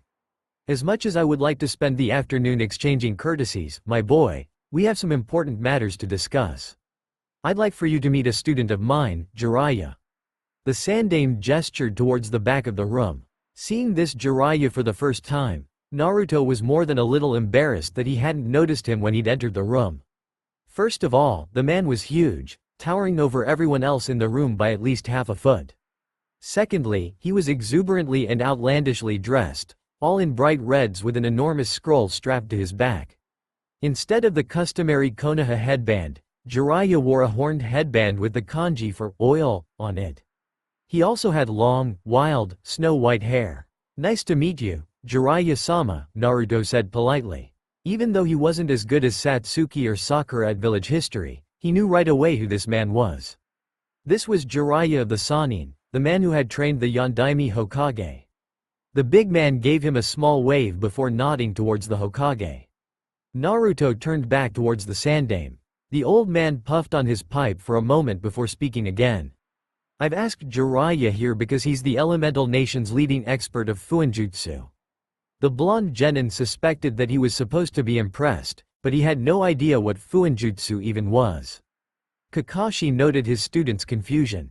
"Seals, Naruto. Fuinjutsu is the study of seals. You should be interested in learning about them. The Uzumakis were known and feared for their expertise in the field. It's why Kumo all but destroyed the clan during the Second Shinobi War. They wiped out the entirety of Uzushiogakure just to do it."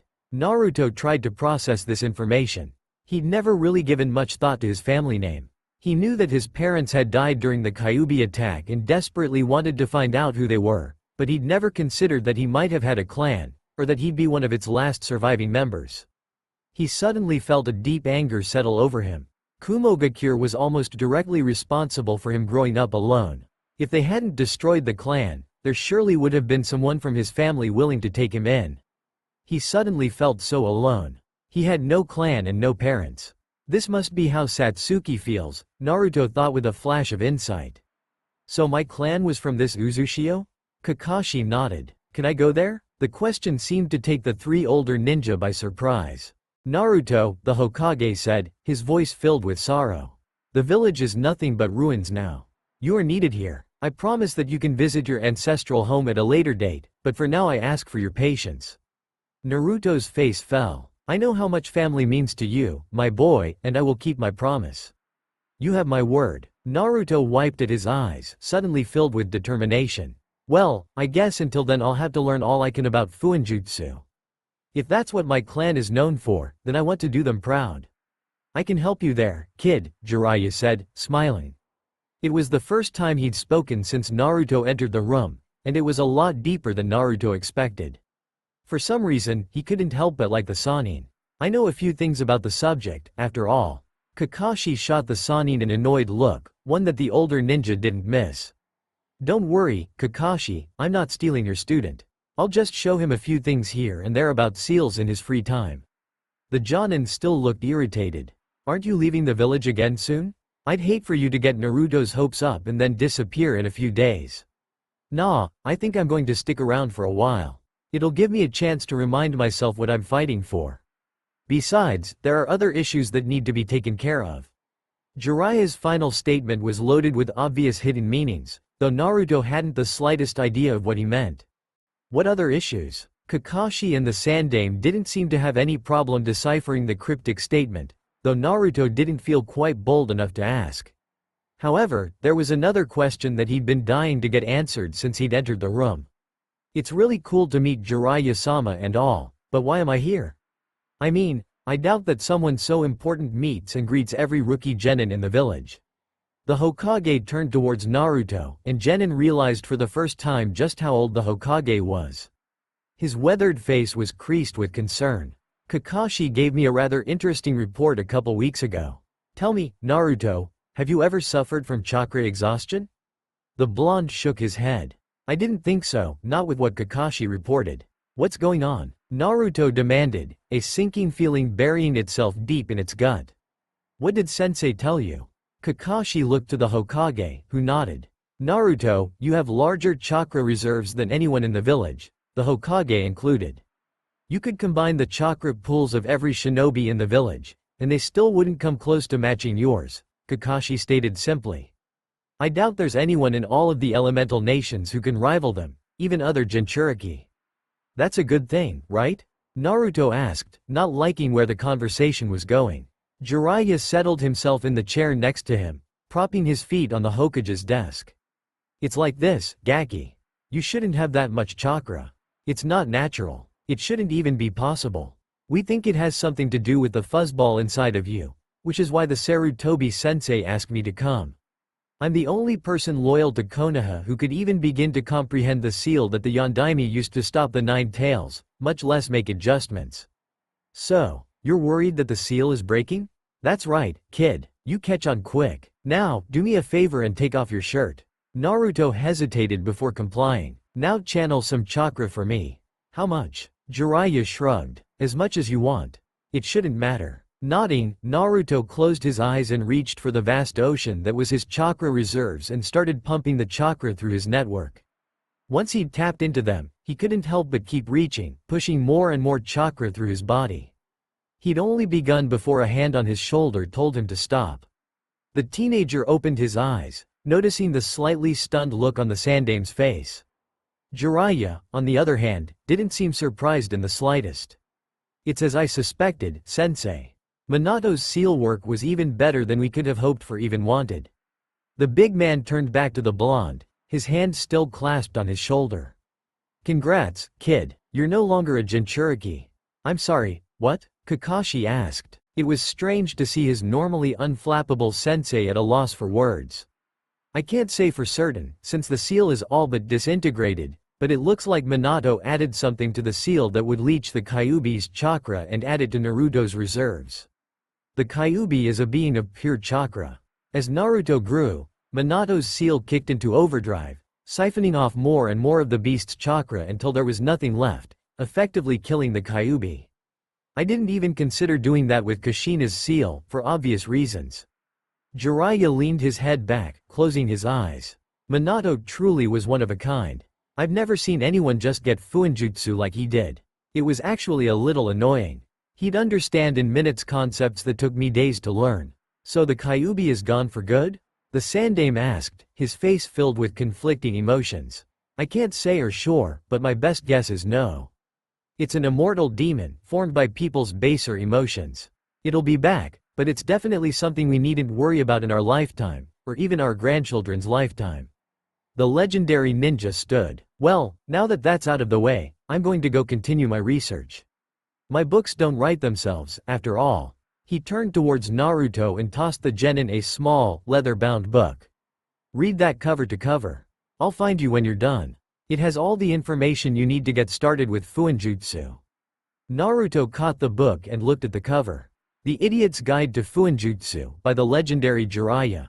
He looked up to thank the Sannin, but noticed that the three older ninja were giving each other very weird looks. Silently recognizing that he was no longer needed, the blonde made his way through out of the office, closing the door behind him. "This isn't good," Kakashi said moment the door latched behind his student. "I can't believe that sensei was so irresponsible. I understand how difficult it must have been for him to force his own son to become a Jinchuriki, but this is too far." The Jonin knew that Jinchuriki were the weapons of mass destruction in the shinobi arms race. Every major village contained at least one, with the exception of Iwa, who'd lost theirs to Kumo long ago. Konoha losing their Jinchuriki was a big deal. If any of the other villages found out that Naruto no longer contained the Kyuubi, all-out war could shortly follow.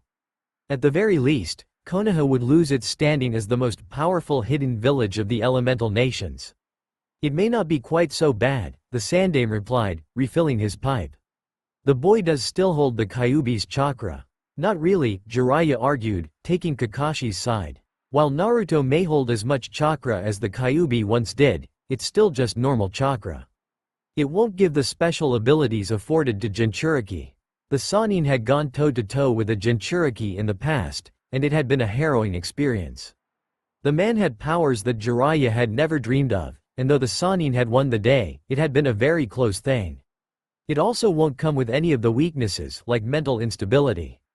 Also, that chakra is firmly under Naruto's command. He doesn't have to barter with a malevolent demon in order to use it. The Sandaime was taking this way too calmly for Kakashi's tastes. Naruto still barely knows how to use all that chakra. He can barely control it. He doesn't have the skill to wield it properly, and won't for a long time. I hate to say it, but he's not exactly the fastest learner I've ever taught.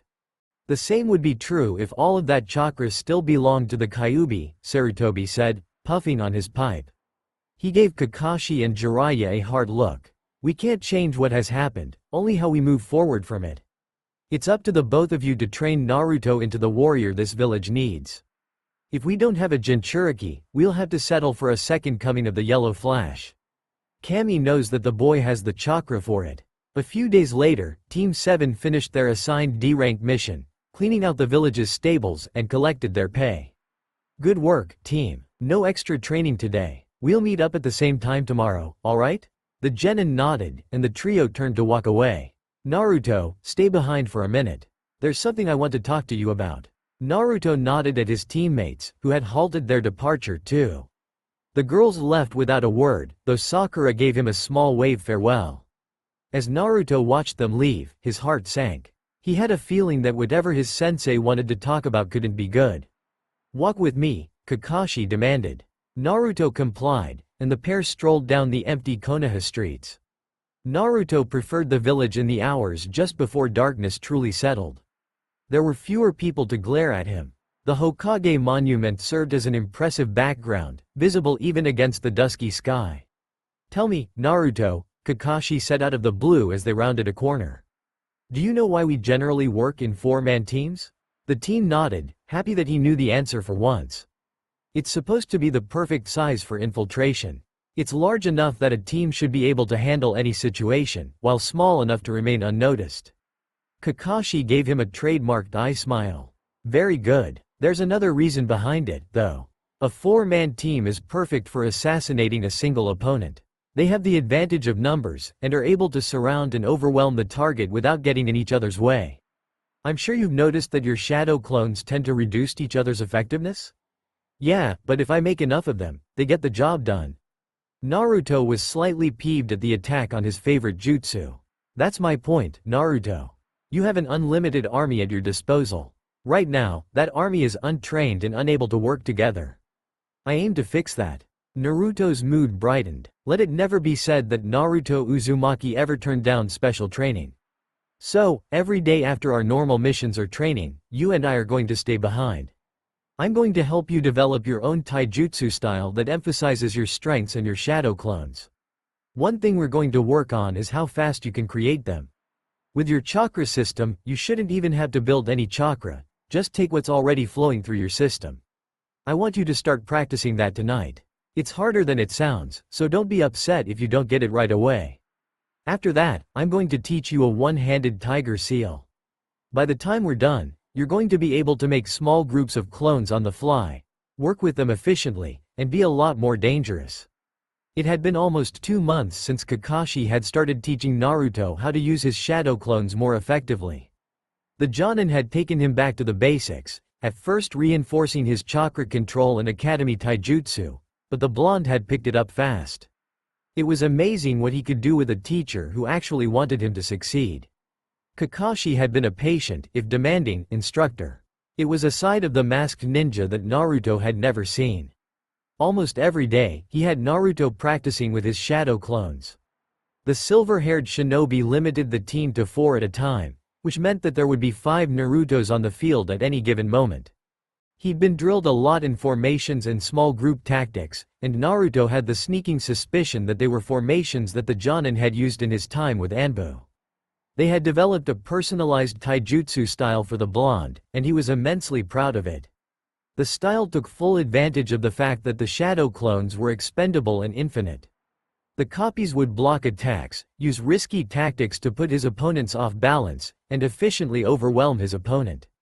The few times he'd sparred with Satsuki using his clone-styled taijutsu, as Naruto had dubbed it, he'd come out on top. The ebony-haired Uchiha hadn't taken kindly to losing, and had started demanding extra training from their sensei as well. Even Sakura had improved, though not nearly as much as her teammates.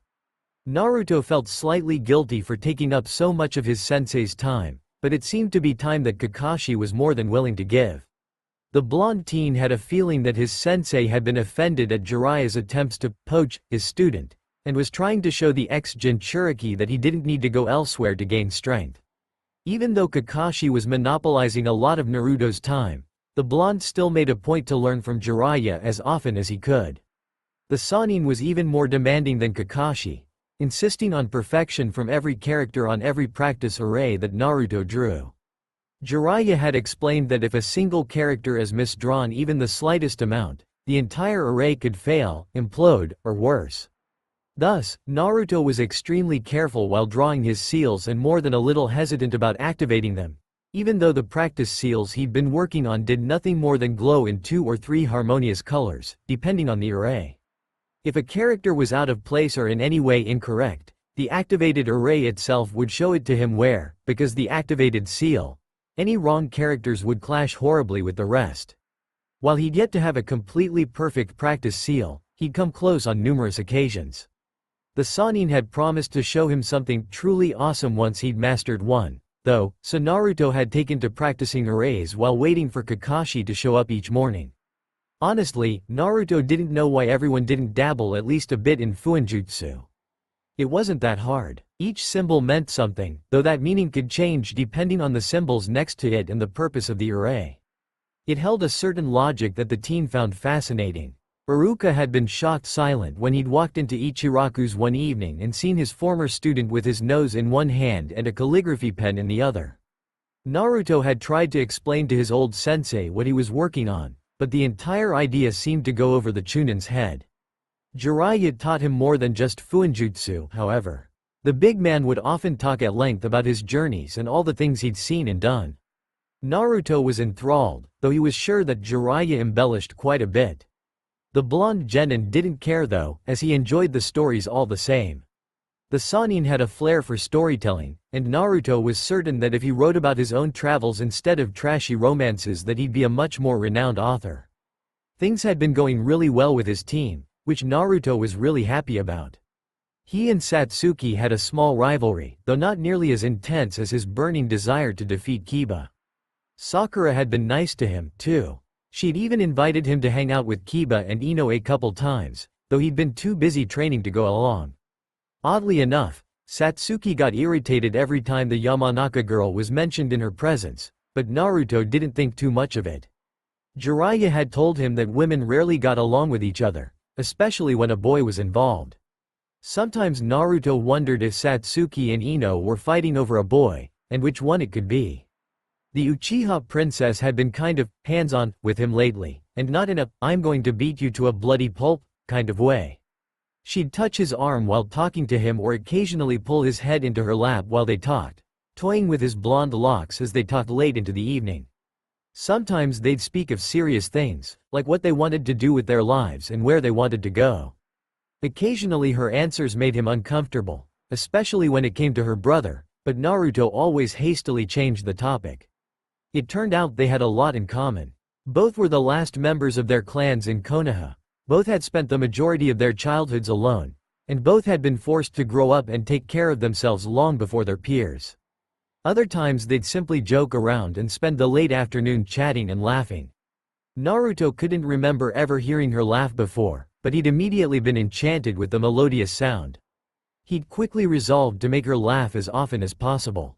She'd swat the top of his head if he got too silly, though it was never hard enough to actually hurt. The few times the pair gotten chummy in front of Sakura, though, Satsuki had spent half the time glaring at the rosette when she thought that he wasn't looking. He had no idea why, but apparently Sakura did. The other girl would simply roll her eyes in exasperation. Kakashi had noticed two of his students getting closer, if his leading comments were anything to go by. He'd taken to teasing Naruto during their training sessions, making him blush darker than Sakura's hair. No matter what Kakashi said, however, Naruto wasn't in love with Satsuki. She was just a close friend, who made his day brighter every time she looked at him. That was completely normal, right? D-rank missions were boring as ever. It had turned into a daily thing. Get up, wait for Kakashi, get mission, do degrading work, train till you drop, go to bed. The saddest part was that Gama-chan wasn't getting any fatter. Jiraiya had insisted that Naruto should buy his own sealing paper, a process that the Sannin claimed would drive him to succeed faster. Naruto suspected that it was more like the old man was cheap. Either way, the genin had found quickly that learning how to draw the characters for seals consumed a lot of paper, and sealing paper wasn't cheap when bought in bulk. Naruto reached the bridge at his normal time and both girls were already there, as usual. Each gave him a smile and a wave, which he eagerly returned. Sitting down in the middle of the bridge, he started unpacking his sealing supplies from his backpack before Satsuki's soft voice distracted him. Naruto, I bought you something you might like. The words came out too fast for Naruto to catch. The girl had gone beet red and wasn't looking at him. He noticed a large wooden case under one arm. I'm sorry, what was that?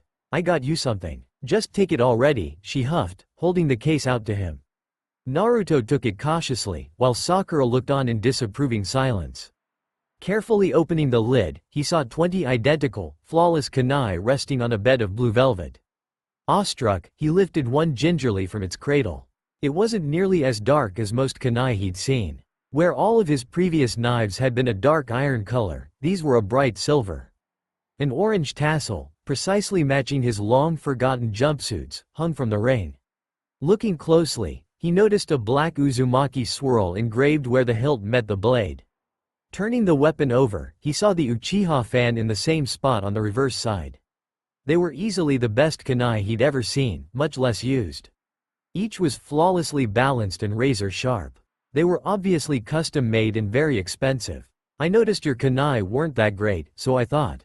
Do you like them? Naruto turned his gaze away from the weapon in his hands. Satsuki was looking at him uncertainly, her obsidian eyes trying to read his face for clues. Overwhelmed with emotion, he pulled her into a tight hug. I take it that you like them, then? Her soft breath was warm against his neck. They're the best gift I've ever had. You have no idea what it means to me. Thank you. She could feel her smile against him, a sensation he quite enjoyed. She pulled back and looked into his cerulean gaze, ruffling his hair with a soft hand. Well, don't go reading too much into it, Dobi, she mocked. If you're going to be watching my back, then you're not going to do it with those discount kunai you always use. Just don't go attaching any explosive tags to them. You'll burn the tassels. Naruto nodded. He had considered not using them at all to preserve the gift from one of his closest friends, but he knew that if he didn't use them, she'd get offended. He vowed to be extremely careful, collecting each and every one after a fight. He failed to notice Sakura glaring at both Satsuki and the kunai. Yo! 3 pairs of eyes turned to see a masked Kakashi standing at one end of the bridge. Sorry I'm late, but a kitten was stuck in a tree. I'm sure you understand. The Jonin's excuses were beginning to grow on Naruto, and he had sometimes wondered how long he could go without repeating one. Naruto then wondered if he'd even notice if Kakashi did. It's not like he kept a list of Kakashi tardiness excuses. The team knew that he was full of it, and Kakashi knew that he knew. It had become a sort of comforting morning ritual for the entire team. Nice kunai, Naruto. The blonde just beamed at him as he unpacked the knives from their box and sliding them into his holster. He had to remove quite a few of his old kunai, but he made sure to save a few for explosive purposes. So what are we doing today, sensei? Hold on to your headbands, kiddos, but we're going to get a C-rank mission. You're all more than ready. Team 7 was lined up in front of the Hokage, eagerly awaiting their first C-rank mission. Naruto was literally trembling with anticipation. He was finally going to leave the village. One of the reasons he had wanted to become a ninja was to see the world, and he was finally getting his chance. He didn't care if the mission was simply delivering a message or saving a lost princess. Scratch that, he would definitely save the lost princess. Kakashi, are you certain your team is ready? The Hokage solemnly asked the masked Jonin, though amusement danced in his eyes. I am, Hokage-sama. They are more than ready. I have complete confidence in all of them. The Jonin knew that the pomp and circumstance was for the Genin's benefit. He was more than willing to play along. It was an important moment for his young students, and he wouldn't sully the experience. The Sandaime puffed on his pipe and regarded the Genin carefully. Very well. I happen to have a C-rank mission here. He handed a scroll to Kakashi. Your mission is to protect the bridge builder. You are to escort him to his island village in the Land of Waves and guard him while he finishes building a bridge to the mainland. He took a moment to call in his secretary. If you would kindly escort Tazuna to meet the squad that will serve as his protection? The secretary nodded and left, reappearing moments later with an older man. The new arrival was large and well-built, with gray hair and beard. Oddly, he wore a slender rope around his forehead, barely visible beneath his large hat. Tazuna, this is Team 7. I have assigned them to Yo for your protection. They will meet you at the village's gate in an hour. Tazuna regarded the 3 genin with a frown. I paid for ninja, not a bunch of kids. Do you expect me to believe that these brats can protect me? Why you? Sakura exploded, but was stopped by Naruto's hand on her shoulder. We are more than capable, the blonde said solemnly, his bright blue eyes meeting Tazuna's. We will protect you with our lives. Satsuki nodded at his side, while Sakura huffed in annoyance. Tazuna seemed taken aback. Whether they're capable or not doesn't really matter. We're the squad you're getting. If you don't like it, you're more than welcome to a refund. I'm sure there's not too many bandits between here and the Land of Waves. Kakashi had stepped behind his team, his hands resting on their shoulders and giving the old man one of his trademarked eye smiles. Tazuna grimaced, but nodded. Well, I guess you'll have to be good enough. I'll see you at the gate. Well done, my cute genin. While we must treat our clients with respect, we must also be firm. We can't cave to childish demands. Now go pack for a long journey. I have a feeling we won't be home for a while, so say your goodbyes to your loved ones. The sun was shining over Team 7 as the group left the village. Naruto had hurriedly found Iruka and told him he'd be gone for a while, asking him to let Choji and Shika know where he'd gone. The Chunin had ruffled Naruto's hair and wished him good luck. He bade the team to be safe and take care of his team. Naruto had tried to find Jiraiya as well, but the old perv was nowhere to be found. He knew that Jiraiya was close to the Hokage, so he didn't worry about it too much. Satsuki and Naruto walked in front, side by side, while Sakura and Tazuna followed. Kakashi brought up the rear. Thanks to his exhaustive tactics course, Naruto knew that the Jonin had set it up this way purposefully. The 2 weakest members were in the middle, easily protected from both the front end and back. The most powerful and observant member of the squad was in the back, able to react to any surprise attacks, while still being fast enough to get to the front quickly enough to assist in any frontal assaults. It was the perfect formation for their group. What? Kakashi's surprised yell echoed behind them, and the genin whirled around. Sakura gasped in horror. Their sensei was wrapped in barbed chains, each end held by shinobi. "Do it?" one of the enemy ninja yelled, and the two combatants pulled on the chain. Naruto could only watch, helpless, as his sensei was eviscerated before his eyes. "Kakashi-sensei!" Naruto shouted in disbelief, drawing the enemy ninja's attention. The blonde pushed his fingers into the familiar tiger seal. He'd yet to master the seal one-handed, something that Kakashi had him working on. Now, they'd never get the chance. Anger boiled in his chest as the enemies disappeared in twin streaks. "You're next," a deep, gravelly voice shouted right behind him. Naruto felt a knot of fear wedge itself deep in his gut, but he pushed it away. Now was not the time for weakness. His team needed him. The blonde turned and saw both enemies rushing towards them, their eyes flashing with bloodlust, their barbed chain hanging loosely between them. "I don't think so." Two Naruto clones poofed into existence in front of the ninja, landing simultaneous kicks. The ninja stumbled backwards, reeling. Two more clones came from behind, aiming low leg sweeps, tripping the chained shinobi. Both landed heavily, but they immediately started getting to their feet. Naruto settled into a defensive stance, silver kunai in hand, its long orange tassel blowing in the breeze. He paused as he saw a dark shape soar overhead. Smiling, he watched Satsuki flip over the pair, her own kunai in hand. She twirled gracefully, and her kunai flashed toward the ground, perfectly anchoring the chain to the middle of the road. Satsuki landed on the other side of the fallen ninja and smirked as they tried to free themselves. She nodded to Naruto, and they each charged one of the enemy shinobi.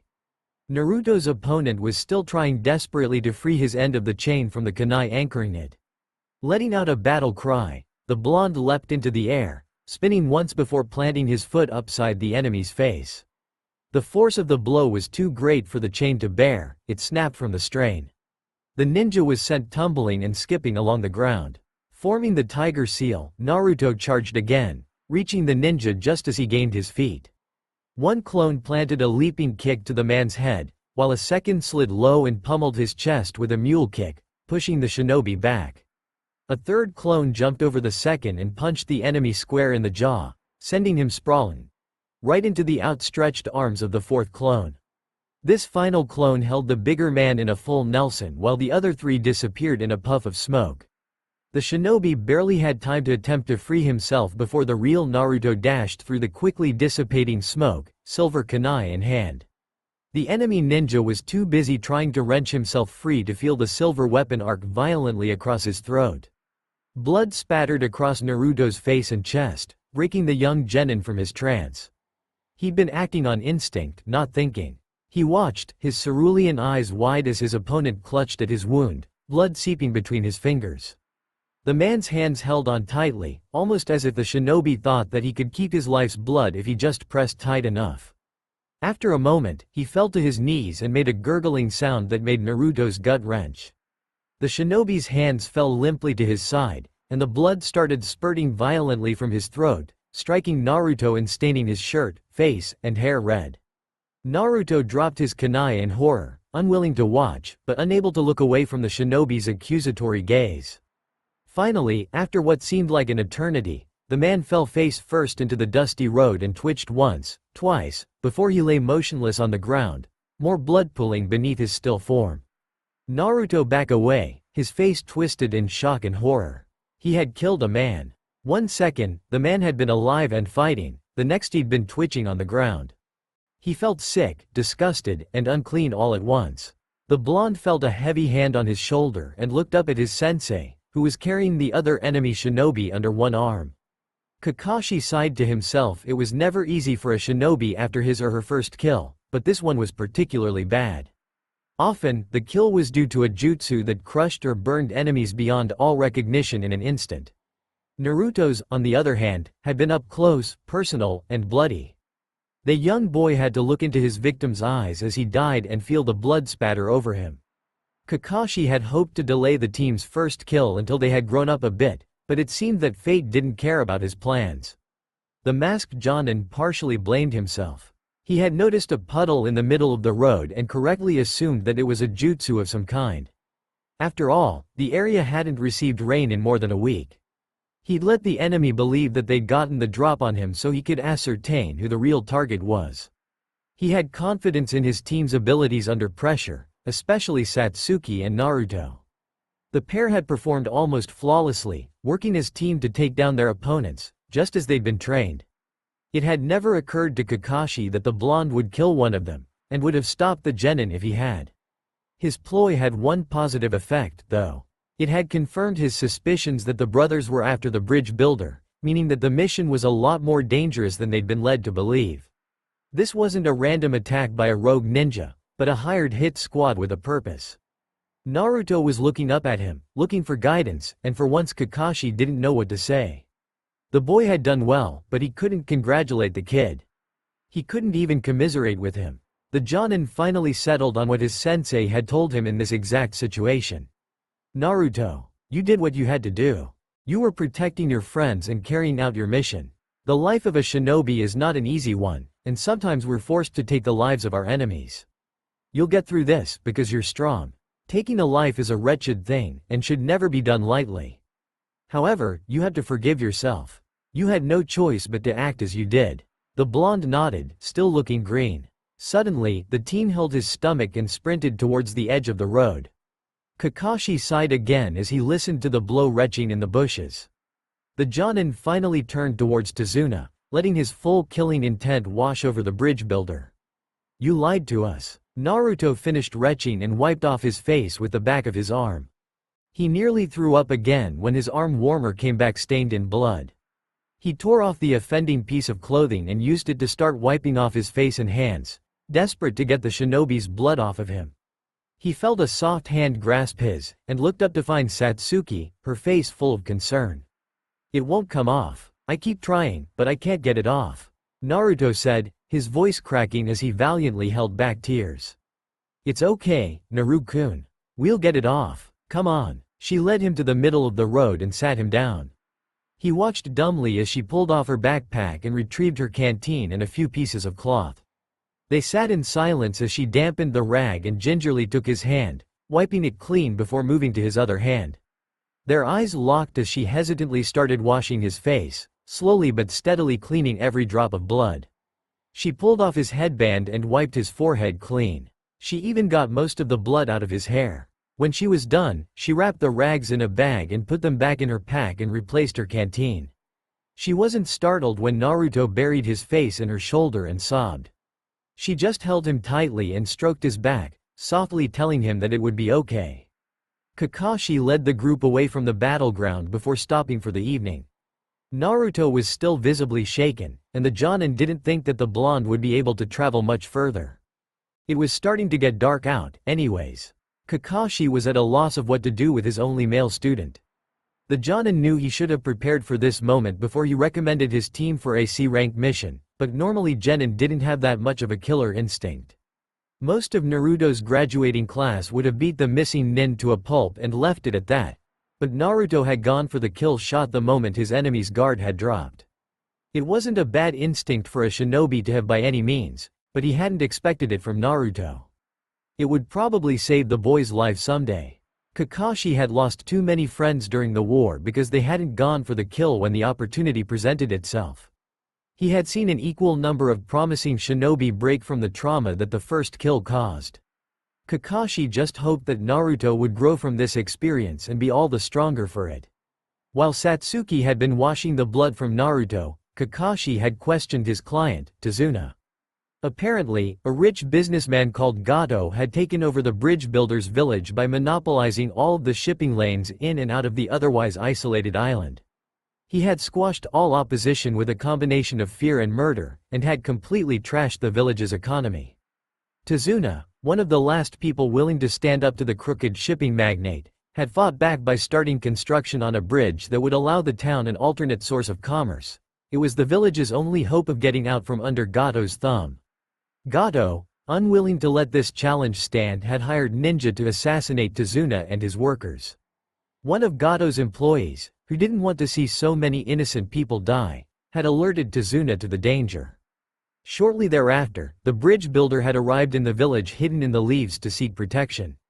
However, Tazuna couldn't afford an A-rank or B-rank mission, so he had lied about the dangers the mission possessed and had paid for a C-rank mission. At this point, continuing the mission or not was purely Kakashi's decision. He and his team would be paid the same amount regardless. Whatever Kakashi did, Tazuna's payment would be forfeit. Hidden villages didn't issue refunds to people who deceived them. Some of the more brutal villages, like Rock and Mist, didn't issue refunds at all. Kakashi was torn. He really felt for the plight that the Land of Waves was in, and if it had been just him, or if his students were Chunin, he'd give the go-ahead and continue the mission. However, he had his team to consider. If any of them died on this mission because he had put them in danger, well, the Jonin didn't think he could bear it. The masked ninja already had enough reasons to visit the memorial stone. He wouldn't add his team's names to it. Then again, he had confidence in his team's abilities. They had performed remarkably well against ninja who were most assuredly Chunin rank. Furthermore, he was confident that he could protect his team against any threat they had to face. Then again, Sakura just wasn't ready for a mission like this. She'd be next to useless in a fight against enemy ninja, and Naruto, the team's heavy hitter, still had a lost look in his eyes. Satsuki was the only one he could count on if the team were ambushed in the middle of the night, and while she was more than capable, it was more than he was willing to ask of her. She had enough on her plate taking care of Naruto. Kakashi had been surprised at how patient Satsuki was being with the blonde. She hadn't left his side since he had snapped.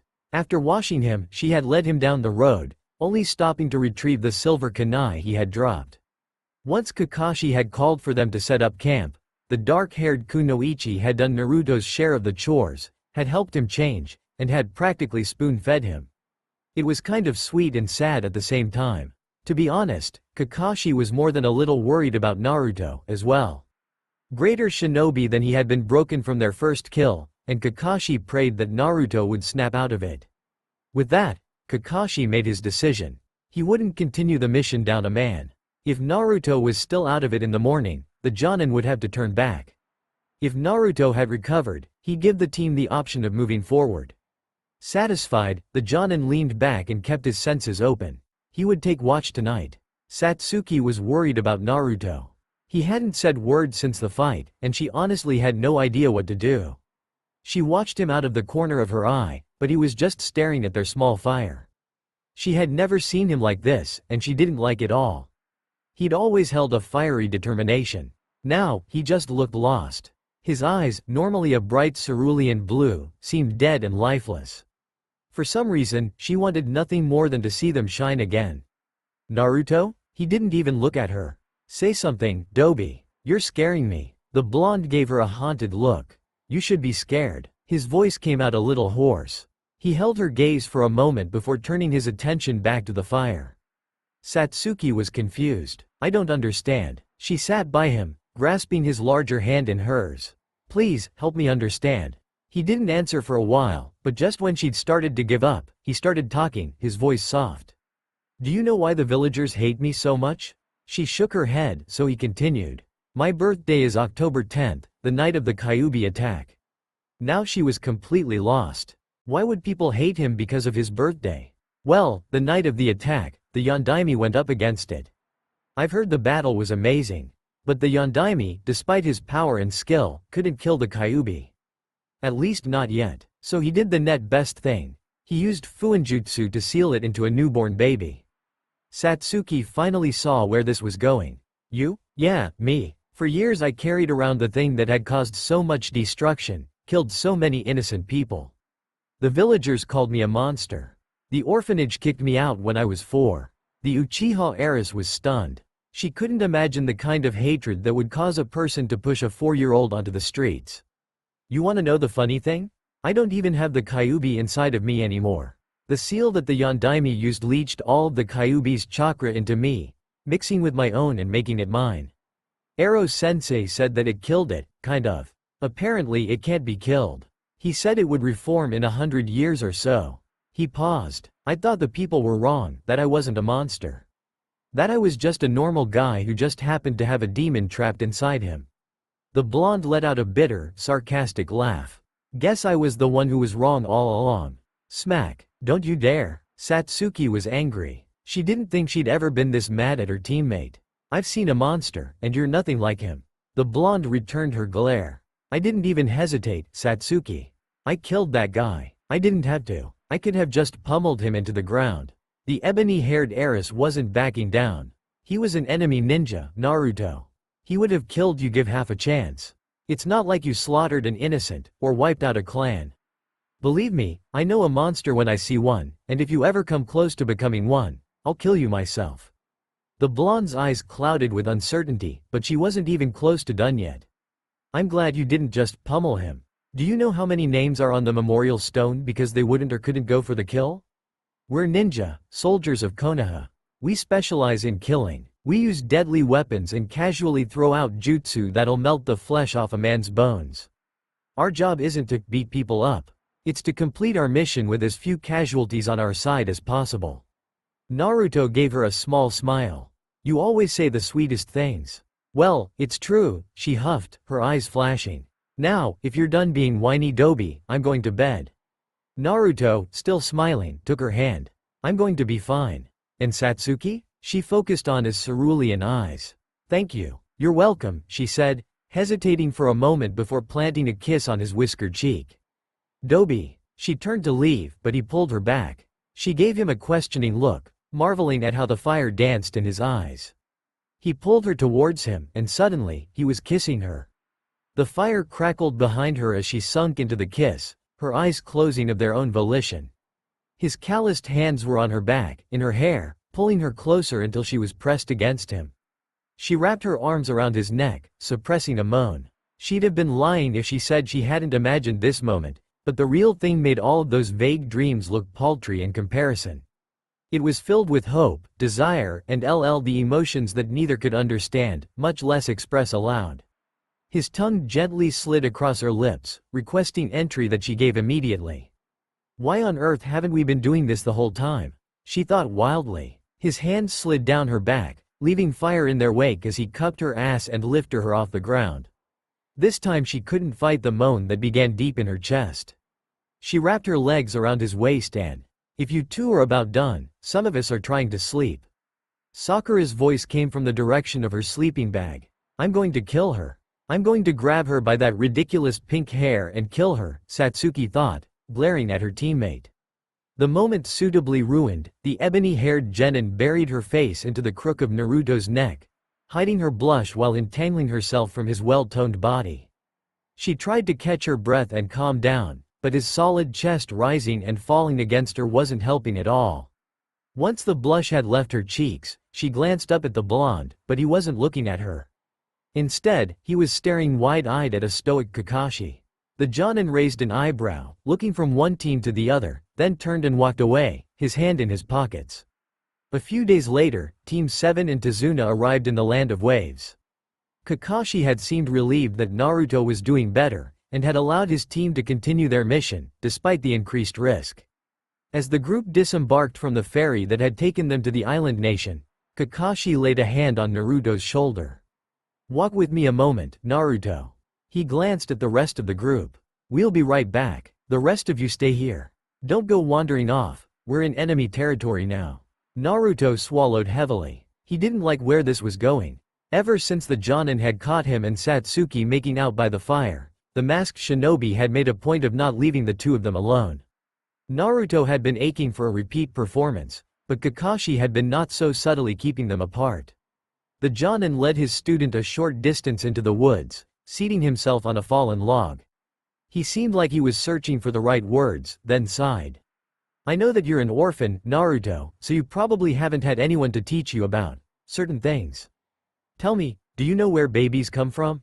Meanwhile, the two remaining members of Team 7 lounged on the beach, with Tazuna awkwardly standing behind them. Satsuki was worried about Naruto. What were he and Kakashi talking about? Did it have to do with her? After Kakashi had caught them, she was positive that he'd give them a lecture, but the Jonin just seemed content to keep the apart. What do you think they're talking about? Satsuki asked, turning to her rosette teammate. Normally she would deign to speak to the girl, but desperate times called for desperate measures. Sakura barked a short laugh. Probably about you and Naruto's sucking face in the woods. Green eyes met black, but Sakura didn't seem intimidated by the Uchiha's glare. That was quite a show you guys put on. Any further and you'd have to sell tickets. Satsuki replied, staring out at the water. You know you don't get him in the end, right? It's probably gonna be some girl like Ino or Hinata who snatches him up. Satsuki was stunned. Who was this girl to tell her that she couldn't get a guy? It had taken the Rosette years to work up the courage to ask out Kiba, of all people. Really? I seem to be way ahead of either of them. Forehead. Satsuki felt slightly bad at using the childhood insult, but she quickly swept the guilt away. It looks that way, doesn't it? Fine then. I know you want to gloat, so I'll ask. Why won't I end up with Naruto? The brunette Kunoichi's voice was dripping in sarcasm. Tazuna cleared his throat. You ladies know I'm still here, right? Identical death glares pierced through the older man, and he wisely shut his mouth. Looking back at her teammate, Sakura smirked. Don't get me wrong, I don't care either way. Well, that's not true. Naruto's my friend, and I know you're going to break his heart when you leave. Satsuki laughed. Why on earth would I leave? Sakura's smirk disappeared and she gave Satsuki a hard look. Do you think your brother's going to wait for you to get strong enough to kill him? Then show up at the village someday? Is he going to say, all right, Satsuki, now that you can kill me, I've come here to die? No, you're going to leave. You're going to get impatient after your progress stalls, and you're going to go somewhere else to find power. It's going to kill Naruto, and I don't look forward to having to put him back together after you break his heart. Afterwards, I'll set him up with one of my single friends, and they'll live happily ever after. Face it, Satsuki, you have a choice, Naruto or Itachi. We both know who you're gonna choose. Don't get me wrong, I wish you all the best, but I just don't see it working out. Satsuki felt the bottom fall out of her stomach. When Sakura put it like that, it sounded plausible. Probable even. While she truly cared for Naruto and deeply valued his friendship, she knew herself. Revenge for her clan was an ever-present thought in the back of her mind. Thinking about Naruto made her happy, but when she thought of her brother, rage, all-consuming rage coursed through her soul. Shaking her head, the raven-haired Kunoichi chuckled at herself. Things would work out. She didn't even know how deep her romantic feelings for Naruto ran, anyway. They weren't even a couple. So far, they were just friends who'd kissed. Granted, the kiss had been a toe-curling experience, but that didn't mean much in the grand scheme of things. Kakashi and Naruto chose that moment to exit the woods, and Satsuki's heart leapt in her chest at the sight of him. The blonde's face was tomato red, and he wouldn't even look at Satsuki. Naruto tried to put the memory of Kakashi's version of the talk behind him. He'd never been more embarrassed in his life. Just thinking about it caused him to blush. Both girls had noticed his embarrassment, and Sakura had been teasing him mercilessly all day. Satsuki walked ahead of him, lost in thought, and he hadn't had a chance to clear things up between them. To make everything worse, he was sure they were being followed, but had no way of communicating his suspicions to the rest of the group. He kept seeing a figure in the trees out of the corner of his eye, but every time he'd turn to look, the figure was gone. If he told Kakashi, then the person watching them might disappear altogether, depriving them of much-needed information. Besides, Naruto wasn't vain enough to think that he'd noticed something his sensei had missed. The person following them was extremely stealthy, and the only thing he could do was wait for the opportune moment to launch a preemptive strike. There, Naruto drew and launched a kunai with lightning speed. The silver blade arced towards a band of trees, and the blonde smirked as he heard the distinctive thunk of the kunai hitting home. The rest of his teammates stared at him as he drew a second kunai and cautiously stalked towards the trees. He pushed through the bushes, and saw a rabbit impaled through its side. The animal was kicking, squeaking softly in pain. Holstering his kunai, he stepped forward and snapped the poor creature's throat to put it out of its misery. How could you? Sakura accused from behind him. It was just a defenseless bunny. The rosette seemed to be halfway between anger and tears. We're being followed. I was trying to hit whoever was watching us, but he must have replaced himself with the rabbit at the last moment. Sakura looked skeptical. Are you sure you're not just imagining things? Naruto shook his head. This rabbit was kept indoors. It should be brown during the summer months. This one's white. He pulled his kunai from the poor thing, wiping its blood on the grass. I think it was raised exclusively for a substitution jutsu. Why anyone would be so cruel, I have no idea. A log works just as well. How on earth would you know what color bunnies are? The pink-haired Kunoichi seemed annoyed that he knew something she didn't. Not all of us have merchant parents, Sakura, and the orphan stipend only goes so far. A boy's gotta eat. The Kunoichi's eyes softened, and she opened her mouth to say something, but Kakashi's voice rang out over the small clearing, cutting her off. Get down. Naruto immediately tackled Sakura to the ground. She squawked as she hit the dirt, but she'd long since lost his attention. His full focus was on the giant. Something that whirled just inches over his head, blowing his hair wildly as it passed.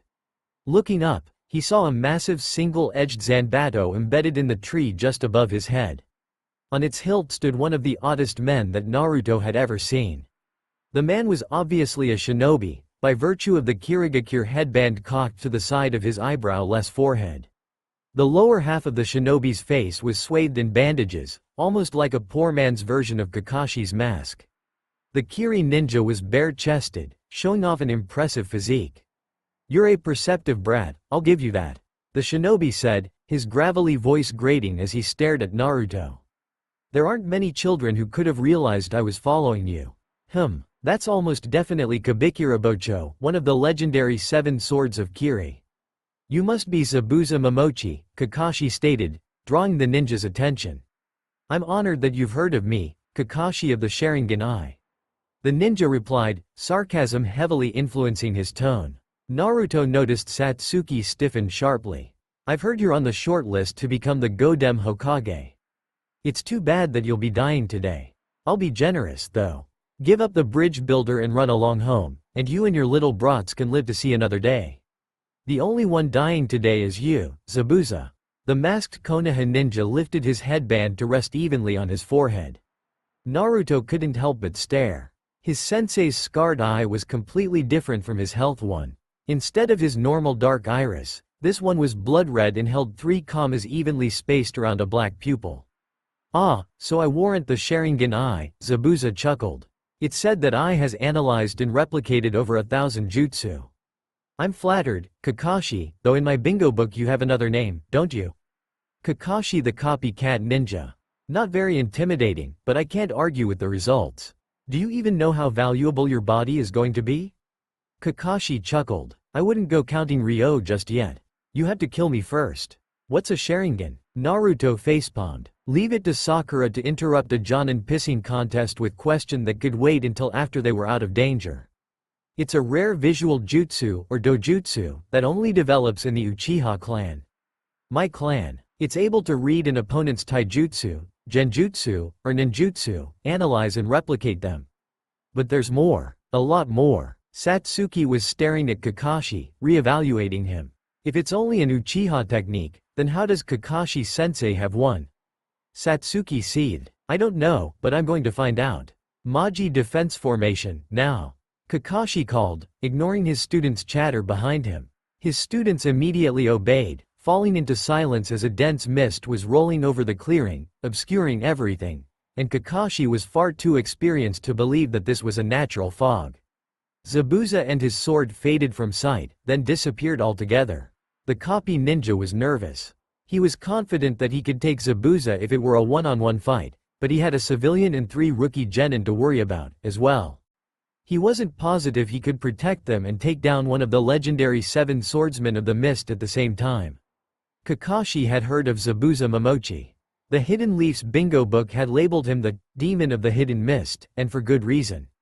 The man was well known as a violent, efficient killer who had mastered the art of the silent assassination.